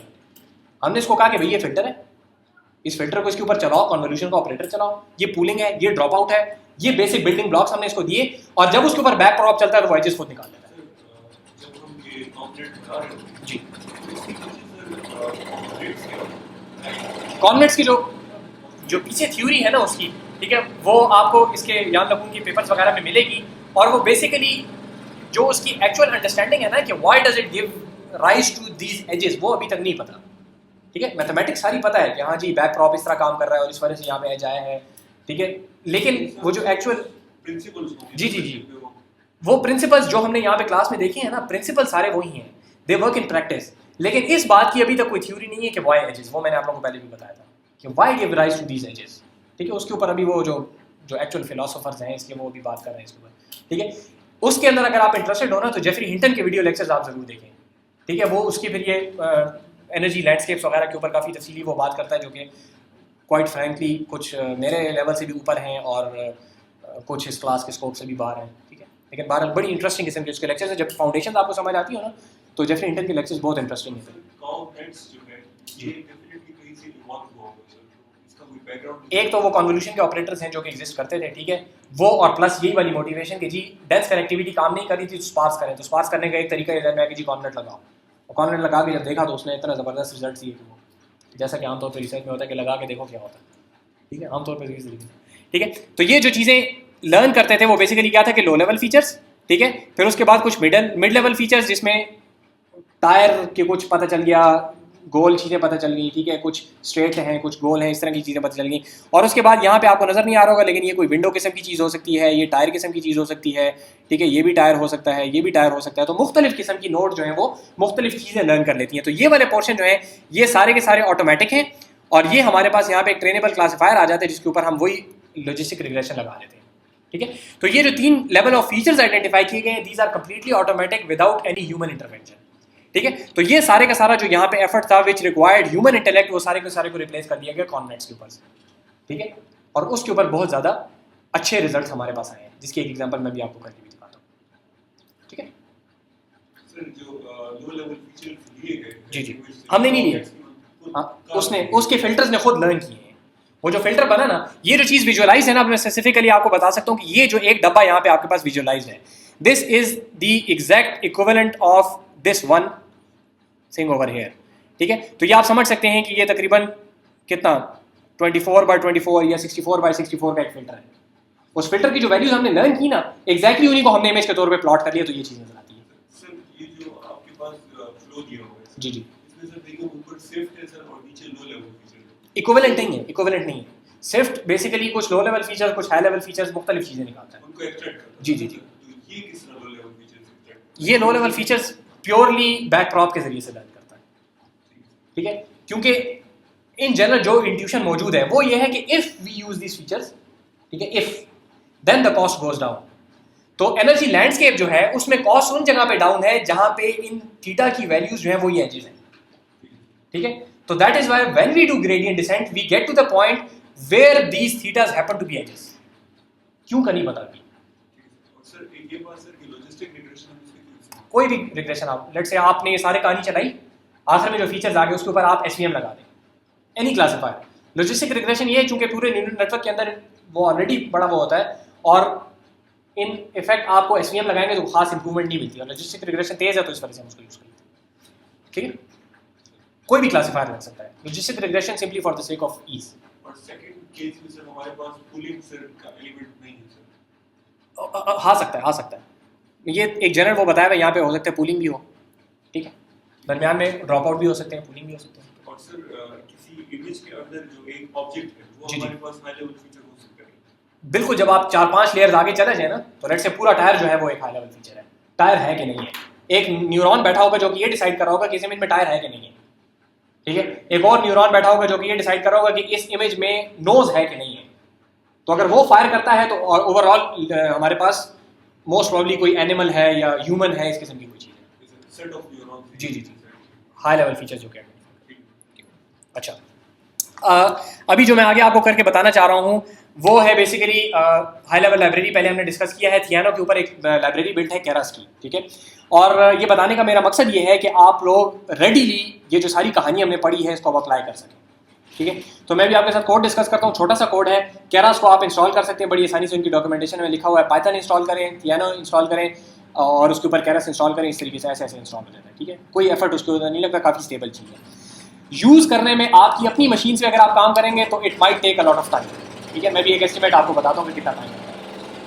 अगर आप लोग इसको यूज़ करना चाहते हैं फॉर इंस्टेंस अपनी रिसर्च वगैरह में या कुछ, तो यहाँ पे डॉक्टर उमर जो है तो उनके पास एक्सेस है जीपीयू का, ठीक है। अच्छा खासा तेज जीपीयू है, उसके ऊपर आपको कम से कम जो है तो 15 टाइम्स स्पीड अप मिलेगा, ठीक है। अगर आपके 15 घंटे लगते हैं तो 15 की जगह पे 1 घंटा लगेगा, ठीक है। वो आप उनको रिक्वेस्ट कर दें, वो आपको यूज़र ने पासवर्ड बना देंगे, आप वहाँ पे यूज़ कर सकते हैं केरास को। और आपको मिनिमल चेंज करनी पड़ेगी। अगर आप उस तक चले जाएँ फिर मुझे मेल कर दें, मैं आपको बता दूँगा क्या चेंज करनी पड़ेगी। तो आपका वही कोड जो आप मशीन पे रन करें वो आप जीपीयू पे रन कर लेंगे और बहुत तेज़ वो काम करेगा, ठीक है। टाइम बचेगा, एक अंदाज़ा भी आपको हो जाएगा कि कितना टाइम बचेगा। करना हम ये चाह रहे हैं कि मैंने केरास वगैरह इंस्टॉल कर लिया, और केरास इंस्टॉल करने के बाद मैंने ये IPython नोटबुक जो मैंने आप लोगों को शुरू में बताई थी, ठीक है, उसके अंदर ही मैंने कोड डाल के रन कर लिया है ताकि यहाँ पे तैयार पड़ा रहे, मैं आपको सिर्फ कोड डिस्कस कर सकूँ।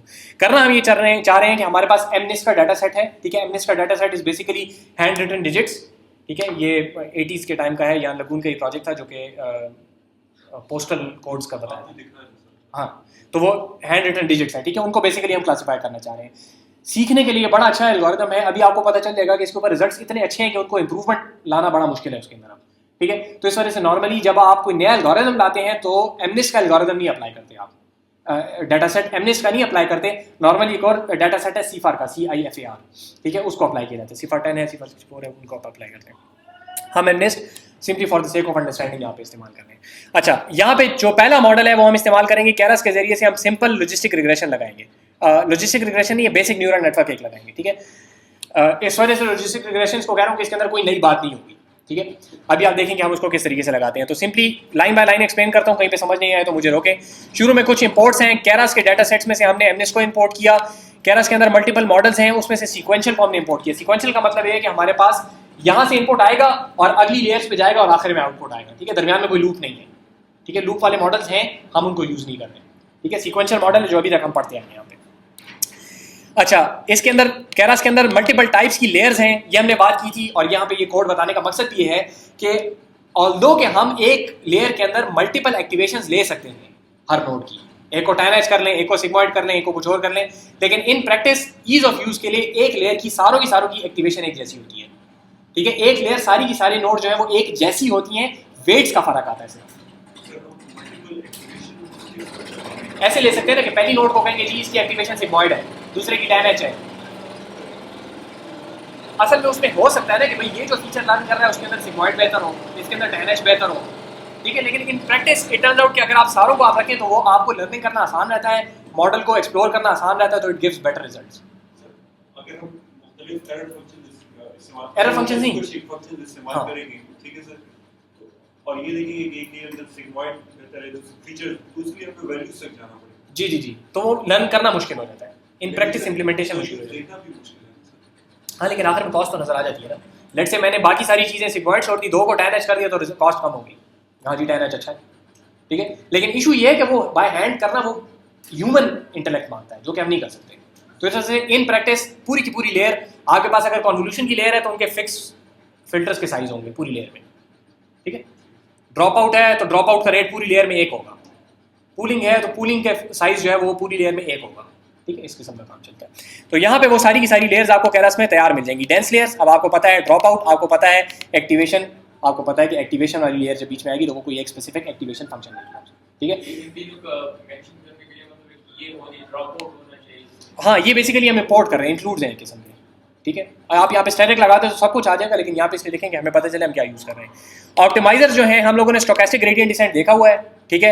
एडम एक और है, RMS प्रॉप एक और है। इसकी तफसील में हम नहीं जाना चाह रहे कि ये क्या करते हैं, बेसिक सा बता देता हूँ। RMS प्रॉप नीचे इस्तेमाल हुआ है, ये बेसिकली इस तरह करता है कि ग्रेडियंट डिसेंट तो या स्टोकेस्टिक ग्रेडियंट डिसेंट का एक लर्निंग रेट होता है ना, अल्फा, ठीक है।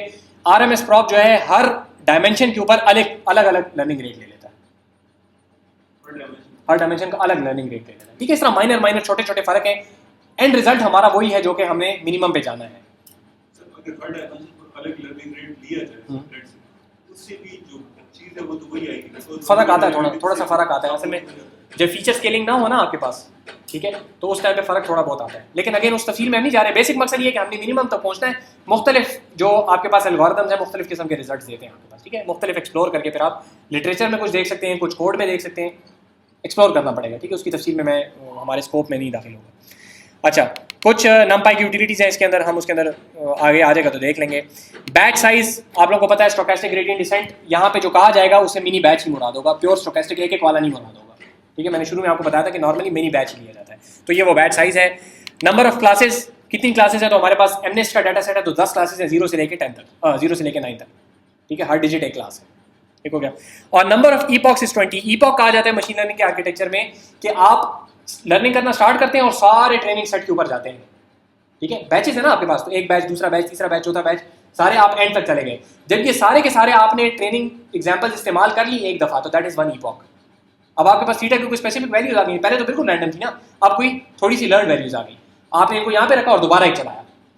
ये वो स्टॉक वैल्यू है, वो स्टोकेस्टिक ग्रेडियंट डिसेंट के इस्तेमाल होता है, ये वो स्टॉक नहीं होता। हाँ, ईपॉक के तौर पे ही हम इस्तेमाल करते हैं कि हम जाते हैं एक वो पीरियड कि आपने कितने ईपॉक्स चलाने हैं, आप उसकी बेसिस पे स्टॉप करते हैं। लेकिन इन प्रैक्टिस आपने ईपॉक्स सेट किए होते हैं 12, 13, 14 जितने भी आपने करने हैं। तो ईपॉक इसको कहते हैं कि ट्रेनिंग डाटा सारे के सारे एक दफ़ा यूज़ कर लो, ठीक है। ये पूरा एक ईपॉक हो गया, फिर दोबारा शुरू से आओ, फिर सारे के सारे ट्रेनिंग सेट एक दफ़ा यूज़ कर लो, ये दूसरा ईपॉक हो गया। फ़ायदा क्या है कि आपके थीटास किसी एक जगह पे आ गए, फिर आपने दोबारा किया तो फिर थीटास किसी जगह पे आ गए, स्टोकेस्टिक है ना, तो मूव तो कर सकता है, तो हम ये चाहते हैं कि वो बार बार मूव कर करके अपनी ऑप्टिमम जगह पे आ जाए। तो जैसे क्रॉस वेरिएशन में हमारे पास जो हम 10 फोल्ड ले रहे हैं, जी जी जी, 10 फोल्ड में हमारे पास epochs होते हैं।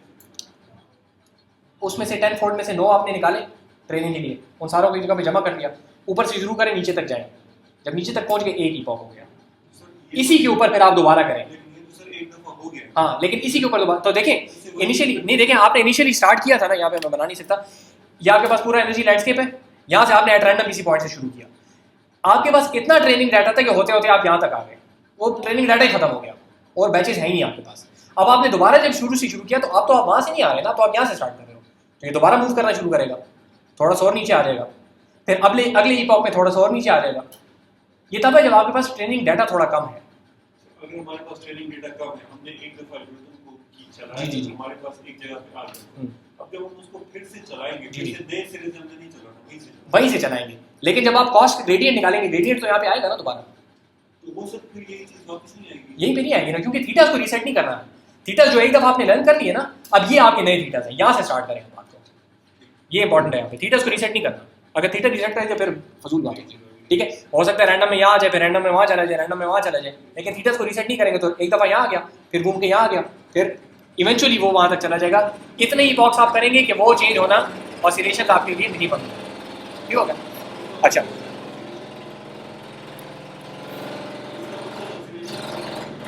इसका मकसद ये है कि हम थीटा जितना जा सकता है मिनिमम तक वहां तक इसको ले जाए। अब तो हमारा ट्रेनिंग सेटअप खत्म हो गया ना, अब क्या करें, ठीक है, दोबारा उसी को यूज कर लो, मकसद सिर्फ ये है इपॉक्स अगर का। हमारे पास पहले से थीटा आगे वो जो हम बात कर रहे हैं, हाँ, अगर पहले से ऑसिलेशन आपके पास होनी बंद हो गई हैं, मतलब मिनिमम ऑसिलेशन रह गए, ठीक है, 2 इपॉक्स पे या एक इपॉक पे ही रोक दो। तो ये अगर इसमें हम ग्रेडियंट डिसेंट की नॉर्मल यूज करते हो, अच्छा नहीं, क्योंकि ये तो वैसे ट्रेनिंग, लेकिन उसमें भी ग्रेडियंट डिसेंट नहीं होगा ना, कि इवेंचुअली आप एक पॉइंट तक पहुंच गए, अब मिनिमम दूर है लेकिन डाटा सेट ही खत्म हो गया ना, तो थीटास को आगे दिखा देने के लिए आप दोबारा चलाते हो, मल्टीपल टाइम चलाते हो, ठीक है। ये अगेन ये थोड़ा प्रैक्टिस से हजम होगी चीज़ें, थोड़ा सा वो मांगेगा, ठीक है।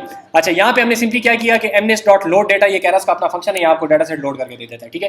ट्रेनिंग और टेस्ट सेट्स के अंदर ये ऑटोमेटिकली इसको स्प्लिट कर देगा, ठीक है, ये वो रैंडमली स्प्लिट कर देगा, ठीक है। अच्छा, ये थोड़ी सी हमने रीशेपिंग कर ली, ठीक है। 784 की रीशेपिंग हमने इस वजह से की है क्योंकि वहाँ पे आपके पास वो इमेजेस हैं और उनको हम बेसिकली एक स्पेसिफिक शेप में लेके आना चाह रहे हैं, ठीक है। अच्छा, ट्रेन और टेस्ट बेसिकली इनको थोड़ा सा आप एक्सप्लोर करके देख लें। एज टाइप का मतलब है कि ये वैल्यूज जो हैं ये फ्लोट्स हैं और फ्लोट 32 बिट फ्लोट्स हैं, ठीक है, 64 बिट फ्लोट्स हैं। इंप्लीमेंटेशन डिटेल्स हैं, ये आप कैरस की डॉक्यूमेंटेशन में देख सकते हैं। बेसिक मकसद ये है कि इसको हम उस फॉर्मेट में ला रहे हैं जिसके ऊपर अभी हम फिर आखिर में न्यूरल नेटवर्क अप्लाई कर सकें। जो इमेज हम इस्तेमाल कर रहे हैं, जी, जी। उसके हवाले से कोई पैरामीटर बता दें तो 28 बाई 28 इमेज है वो, ठीक है। डाटा सेट जो है 28 बाई 28 है, तो वो जो मल्टीप्लाई होता है तो 784 हो जाता है, ठीक है। तो 78 बेसिकली हम उसको फ्लैट कर रहे हैं, ठीक है। ये वो नॉर्मलाइजेशन है, ठीक है, ताकि वैल्यूज जो है हमारे पास 0 से 1 के बीच में आ जाए। फ्लोट्स है ना, तो बजाय इसके कि वो 255 आपके पास कलर्स जो हैं वो 0 से 255 तक चलते हैं, तो हमने इसको नॉर्मलाइज कर दिया 0 से 1 के दरमियान। स्क्विशिंग वो नॉर्मलाइज ज़्यादा बेहतर लफ्ज़ है, भी यही करते हैं। अच्छा ठीक है, आप कुछ कह लें इसको। अच्छा ठीक है, ये थोड़ा सा आउटपुट हो गया। अच्छा, वाई ट्रेन जो है इसी तरीके से हमने वो निकाल लिया। ये देखिए, ये 2 कैटेगोरिकल का जो फंक्शन है ये बेसिकली ये होता है कि हमारे पास जो क्लास लेबल्स हैं वो क्या है, 0 1 2 3 4 5 6, ठीक है।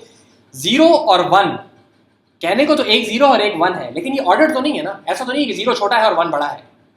क्लासिफिकेशन के हिसाब से तो 0 और 1 में कोई ताल्लुक नहीं है ना आपस में।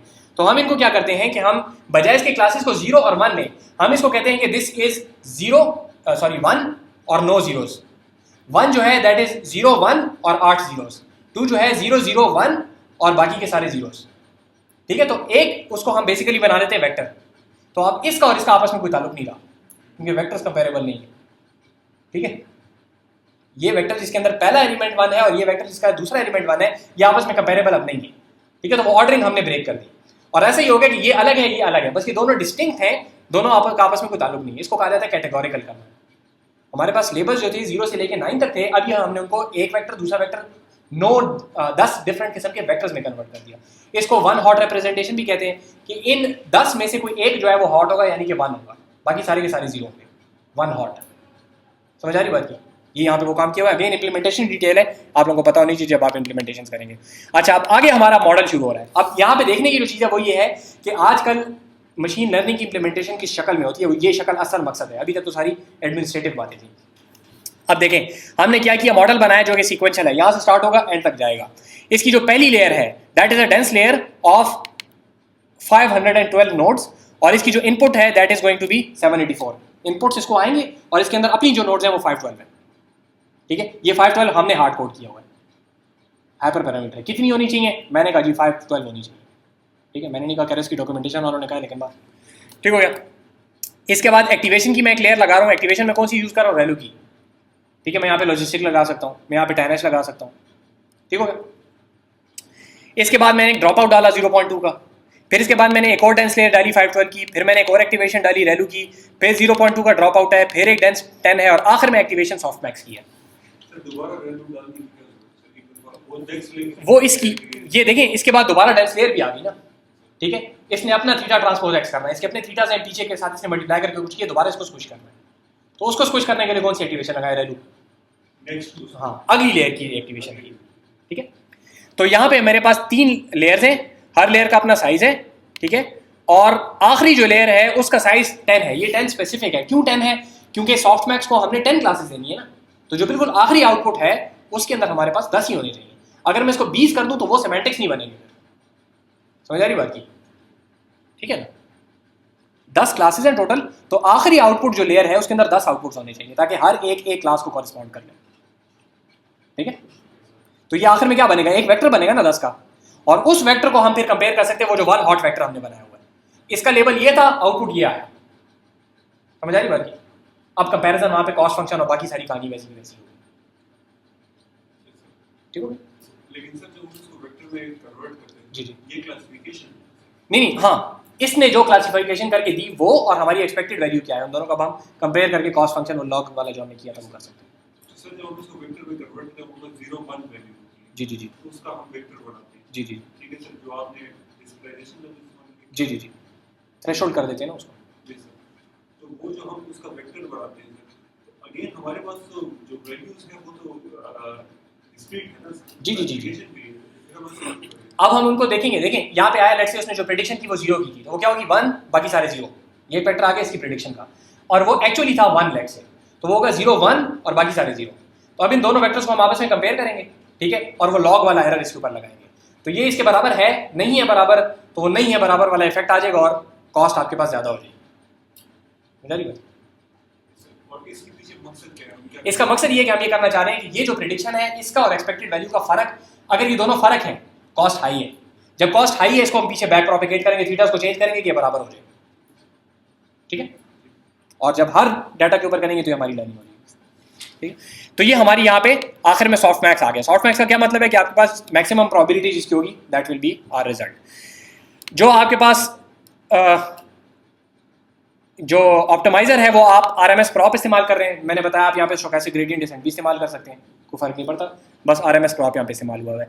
जो एरर फंक्शन इस्तेमाल किया गया है ये ऑलमोस्ट वही है, इसका नाम थोड़ा सा फर्क है। जो हमने इस्तेमाल किया था ना लॉग लगा के उसके ऊपर हमने किसा कहानी की थी, उसका जो टेक्निकल नाम है उसको क्रॉस एंट्रोपी कहते हैं, ठीक है। और कैटेगोरिकल इस वजह से है क्योंकि उसके अंदर मल्टीपल कैटेगरीज हैं।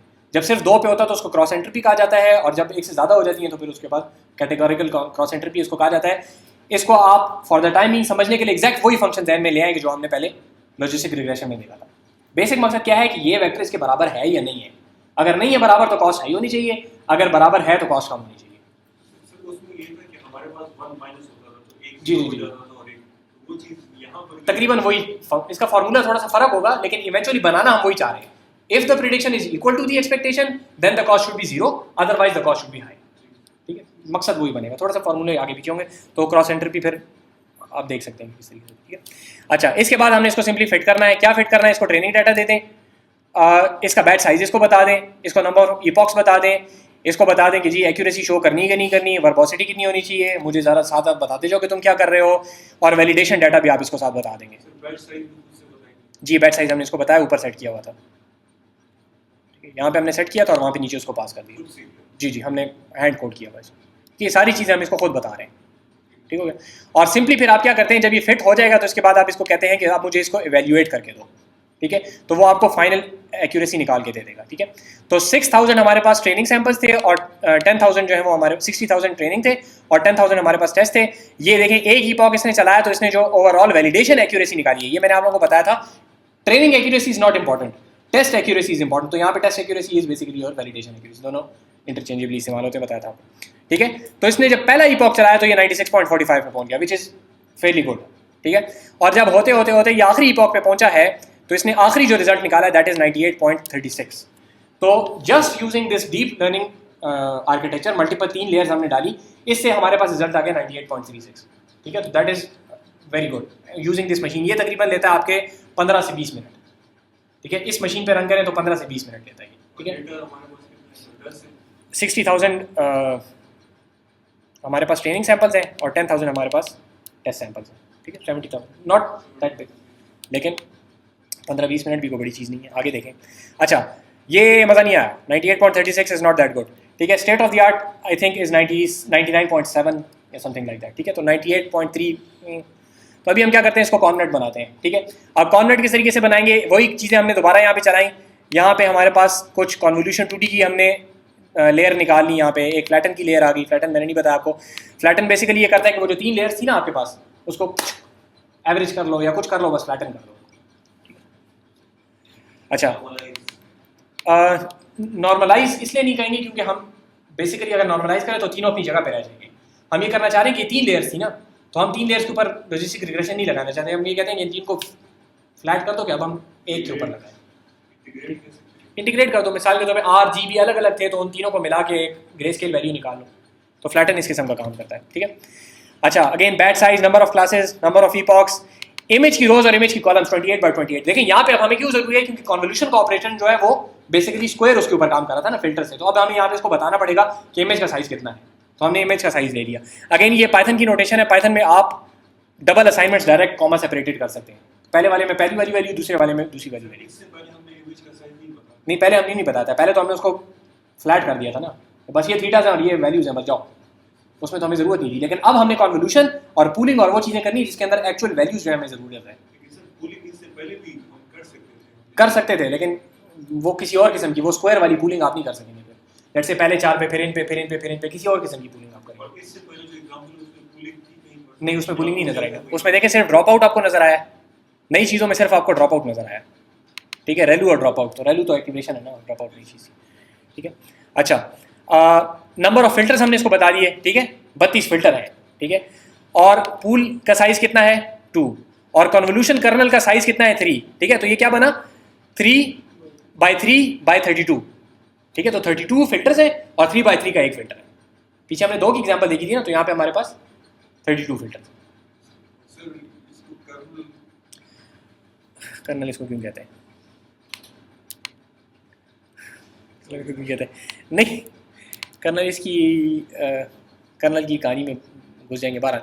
और उसी तरीके से हमने डाटा सेट लोड किया, इसको हमने रीशेप किया, कोई नई बात नहीं है, वही चीज़ें हमने दोबारा आउटपुट कर दी। कैटेगोरिकल हमने इसको बना लिया, दोबारा सीक्वेंशियल है। अब यहाँ पे फ़र्क आ गया, देखें उसमें और इस कोड में क्या फ़र्क है। मैंने तो एक्सप्लेन करने के लिए आप लोगों को दोनों अलग अलग लिखे ना। आप एक ही कोड के अंदर ये दोनों काम आप कर सकते थे। जब आप एक्सपेरिमेंटेशन कर रहे हैं कि भाई मैं कन्वोल्यूशन न्यूरल नेटवर्क लगाऊं या ना लगाऊं अपने डाटा सेट के ऊपर, तो आप इस जगह को सिर्फ चेंज करेंगे आप, ठीक है। ऊपर भी वही चीज़, नीचे भी वही चीज़, सिर्फ यहाँ पे अब आप अपनी लेयर्स के साथ मस्ती करेंगे, ठीक है। आप इसको क्या कहेंगे जी, पहली लेयर जो है that is going to be a 2D convolution, जिसके अंदर नंबर ऑफ फिल्टर्स इतने होंगे और आपके पास जो उसके साइज हैं फिल्टर्स के वो इतने होंगे। NB कॉन देख लें, यहाँ पे कर्नल का साइज है। अभी ऊपर हमने कुछ चेंज नहीं किया, ऊपर तो हमने सिर्फ बातें बताई हैं, ये तो वेरिएबल्स है ना, अभी इस्तेमाल नहीं हुए, अभी नीचे इस्तेमाल करेंगे, ठीक है। यहाँ से हम इनको इस्तेमाल करना शुरू कर रहे हैं। कर्नल का size, number of filters, border mode, valid, ठीक है। ये अब कैरस की अपनी डॉक्यूमेंटेशन है कि वो वैलिड किस चीज़ को कहता है, ठीक है। बेसिकली 0 पैडिंग है ये, ठीक हो गया। इनपुट का शेप आपने इसको बता दिया 1 है, क्योंकि इमेज जो है वो सिर्फ ग्रे स्केल है, तो वो लेयर जो चैनल्स है उसके अंदर एक है, और हर चैनल के अंदर इमेज रोज बाय इमेज कॉलम्स है 28/28। ये नंबर ऑफ कन्वोल्यूशन 2 दफा किया होना पड़ा। ये NB और NB 2 दफा। 3/3 है ना, तो दोनों अलग अलग, कैरस दोनों अलग अलग मांगता है आपसे। हो सकता है फ्लेक्सिबिलिटी हो 3/4 करने की, आई एम नॉट श्योर, लेकिन मांगता अलग अलग है तो फिर होगी, फ्लेक्सिबिलिटी होगी। लेकिन बेसिकली मतलब ये कि 32 × 3 × 3, जिसको हम 3 × 3 × 32 कह रहे हैं, तो ये उसको पैरामीटर का ऑर्डर फ़र्क है। कॉन्वोल्यूशन लगाई, उसके बाद हमने वही एक्टिवेशन लगाई रेलू की, फिर हमने एक और कॉन्वोल्यूशन 2D लगाई, अगेन नंबर ऑफ फिल्टर्स और वो हमने उतने ही रखे, फिर एक वो है, फिर एक 2D मैक्स पूलिंग है, पूल का साइज हमने इसको बता दिया, फिर उसके बाद 0.25 का ड्रॉप आउट है। अब यहाँ से आगे जो है हमारे पास डेंस लेयर्स शुरू हो रही हैं। ये 2 कॉन्वोल्यूशन की लेयर्स हमने सिर्फ लगाई हैं स्पार्स, ठीक है, पुलिंग की, थोड़ा सा ड्रॉप आउट किया और थोड़ा सा कॉन्वोल्यूशन किया, ठीक है। उसके बाद अब यहाँ पे इसको फ्लैटन कर दिया, फ्लैटन के बाद हमारे पास वही डेंस लेयर्स हैं, एक डेंस लेयर, फिर एक्टिवेशन, फिर ड्रॉप आउट और फिर सॉफ्ट मैक्स। इसके साथ थोड़ी सी अगर कमेंट्स हो रिजल्ट तो बहुत अच्छा होगा। ये इसकी ये बेसिकली कैरस की अपनी डॉक्यूमेंटेशन से लिया है, उसमें भी कमेंट्स नहीं है, लेकिन असल में यहाँ पे अब इस कोड को देख के आपको कमेंट्स की जरूरत नहीं पड़नी चाहिए। यही मकसद है, ये जो हाई लेवल लाइब्रेरीज है ना, इनका मकसद ये है कि if you know what a 2D convolution is, then you should be able to read this code automatically. आपको पता होना चाहिए कि हाँ जी, number of filters, number of convolutions, number of convolution का दूसरा साइज, थोड़ी बहुत डॉक्यूमेंटेशन देके आपको पता होना चाहिए। इसमें आपको कोई सवाल नहीं उठना चाहिए जहन में। रेलू की एक्टिवेशन है, ठीक है, लिखा ही हुआ है, रेलू की एक्टिवेशन है, 2D मैक्स पूलिंग है, पूल का साइज ये बता दिया हमने इसको, ठीक है, ड्रॉप आउट है 0.25, तो इसके अंदर कमेंट्स की आपको जरूरत ही नहीं पड़नी चाहिए। बेसिकली हाई लेवल लाइब्रेरीज का मकसद ये है कि अब यहाँ पे अगर आप कहते हैं लेट्स से कि जी 2 कॉन्वोल्यूशन की लेयर्स अच्छा काम नहीं करी, मैं एक और डालना चाहता हूँ, सिंपली यहाँ पे आके इसको पकड़े यहाँ से और कॉपी पेस्ट कर दें नीचे, तो आपको ना बैक प्रॉप समझने की जरूरत है, ना आपको बाकी सारी किस्सा करने की जरूरत है, पता होना चाहिए ताकि आप उसको यूज कर सकें। लेकिन इंप्लीमेंटेशन के हिसाब से ये सारा इतना कोड है, ये सारा, ये आपका पूरा न्यूरल नेटवर्क है। कितनी लाइनें? 1 2 3 4 5 6 7 8 9 10 11 लेयर्स आप डालते जाएं। और काम किस तरीके से करेगा ये, आपने यहाँ पे इसको बता दिया कि जी मेरा लॉस जो है कैटेगोरिकल क्रॉस एंट्रोपी है, तो हमने वो तमाम चीजें जो कि कंप्यूटर खुद कर सकता था, ठीक है, इसमें कहीं डिफरेंशिएशन का कोई किस्सा नहीं है, जो हो सकता था वो पीछे ऑटोडेफ कर रहा है, ठीक है। हमारा वो काम जो कि ह्यूमन ने करना था, सिर्फ अब वो आपसे ये मांग रहा है। जो चीजें ये खुद कर सकता है कंप्यूटर, सारे के सारे कंप्यूटर के ऊपर, जो चीजें वो खुद डिसाइड नहीं कर सकता था, ड्रॉप आउट का रेट कितना होना चाहिए, वो हमसे पूछ रहा है, ठीक है। तो इसके ऊपर अब आप ये अगेन वही उसी तरीके से फिटिंग करेंगे और इसके ऊपर आप आखिर में वैलिडेशन स्कोर अपना बताएंगे। तो ये जो है तकरीबन वही काम हुआ। इसकी जो ट्रेनिंग की शेप है 6000 बाय 1:1:28, ये इमेज हो गया, ठीक है, ये उसका चैनल हो गया और ये नंबर ऑफ इमेजेस हो गए, ठीक है। तो ये बड़ा सारा आपके पास 4D का टेंसर है यहाँ पे, ठीक है। अच्छा, ये एक ईपॉक जो है, this took approximately 1374 seconds which comes down to approximately 7 to 8 hours, ठीक है। तो ये 7-8 घंटे तक ये मशीन जो है ये फुल 4 CPUs के ऊपर लगी हुई थी और 7-8 घंटे में इसने ये रिजल्ट निकाल के दिया है। On 5 epochs it gives a result of 99.03 which is fairly close to the global running on a GPU best results of 99.7। ये वेल लॉस लिखा है, किस चीज़ का? वेल लॉस ऊपर लिखा हुआ है 0.30303। एरर फंक्शन वैलिडेशन सेट के ऊपर, एरर की value on the validation set, ठीक है। तो ये हमारा बेसिकली, और ये आखिर में तो मैंने इस मॉडल को जो वेट्स हमने लर्न किए थे ना, ये हमने सेव कर लिए ताकि कल को जब मैंने प्रिडिक्शन करनी हो तो मैं इनको लोड करूँ और प्रिडिक्ट करूँ, दैट्स इट। मुझे न्यूरल नेटवर्क की फिर ज़रूरत नहीं है उसके बाद, ठीक है। तो ये बेसिक आपके पास है। ये कोड इंशाल्लाह मैं आप लोगों के साथ शेयर कर दूंगा, ठीक है, मैं स्लेट पे अपलोड कर दूंगा, तो इसको ज़रूर देखें। और ये बताने का मेरा मकसद ये था कि इन लाइब्रेरीज को यूज़ करें, ठीक है। अगर आप इनको यूज़ नहीं करेंगे, आप ये कोड हाथ से करने बैठ जाएंगे, तो आप मतलब समझ सकते हैं कि आपका कितना ज़्यादा एफर्ट लगेगा एक नॉन इंटेलेक्चुअल काम के ऊपर।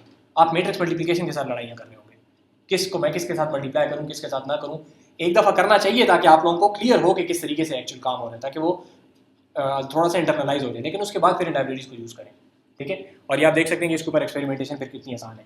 सर मैनुअल की अगर कोई एग्जांपल बता दें, कोई रेफरेंस। मैनुअल से मुराद है, आप मिसाल के तौर पर अगर आप मैटलैब में उठा लें और कोर्सेरा की असाइनमेंट जो है आप देख लें, तो कॉन्वेंट तो वहाँ पे आपको नहीं मिलेगा, लेकिन एक 2 लेयर का न्यूरल नेटवर्क आपको वहाँ पे मिलेगा। ठीक है सर, लेकिन उसके मैथमेटिकल इक्वेशंस है, ये चीज हमें सर नहीं मिलती। मतलब हमें मॉडल मिल जाता है, वो चीज भी मिल जाती है, लेकिन उसके पीछे एक्चुअल जो मैथमेटिकल स्टेप्स हैं वो हाँ, वो इसमें है ना, वो मतलब जो फॉर्मूला है उसको ट्रांसलेट करना in let's say MATLAB code. MATLAB code के अंदर तो कोर्सेरा की जो असाइनमेंट्स है वो इसी चीज़ में है, ठीक है। मैं सिर्फ फार्मूले की बात करूं, जो असल फार्मूला है सर, उसी की रेफरेंस है। हाँ देखिए, मेन जो आपके पास फार्मूला है ना, वो तो हमने वही बात कर ली। एरर फंक्शन हमने निकाला था, ठीक है, वो एक मेन फार्मूला है। उसके जो ग्रेडियंट्स हैं, ग्रेडियंट हमने आखिर में निकाला था, और दरमियान के जो ग्रेडियंट्स हैं, चेन रूल्स के, वो अवेलेबल हैं।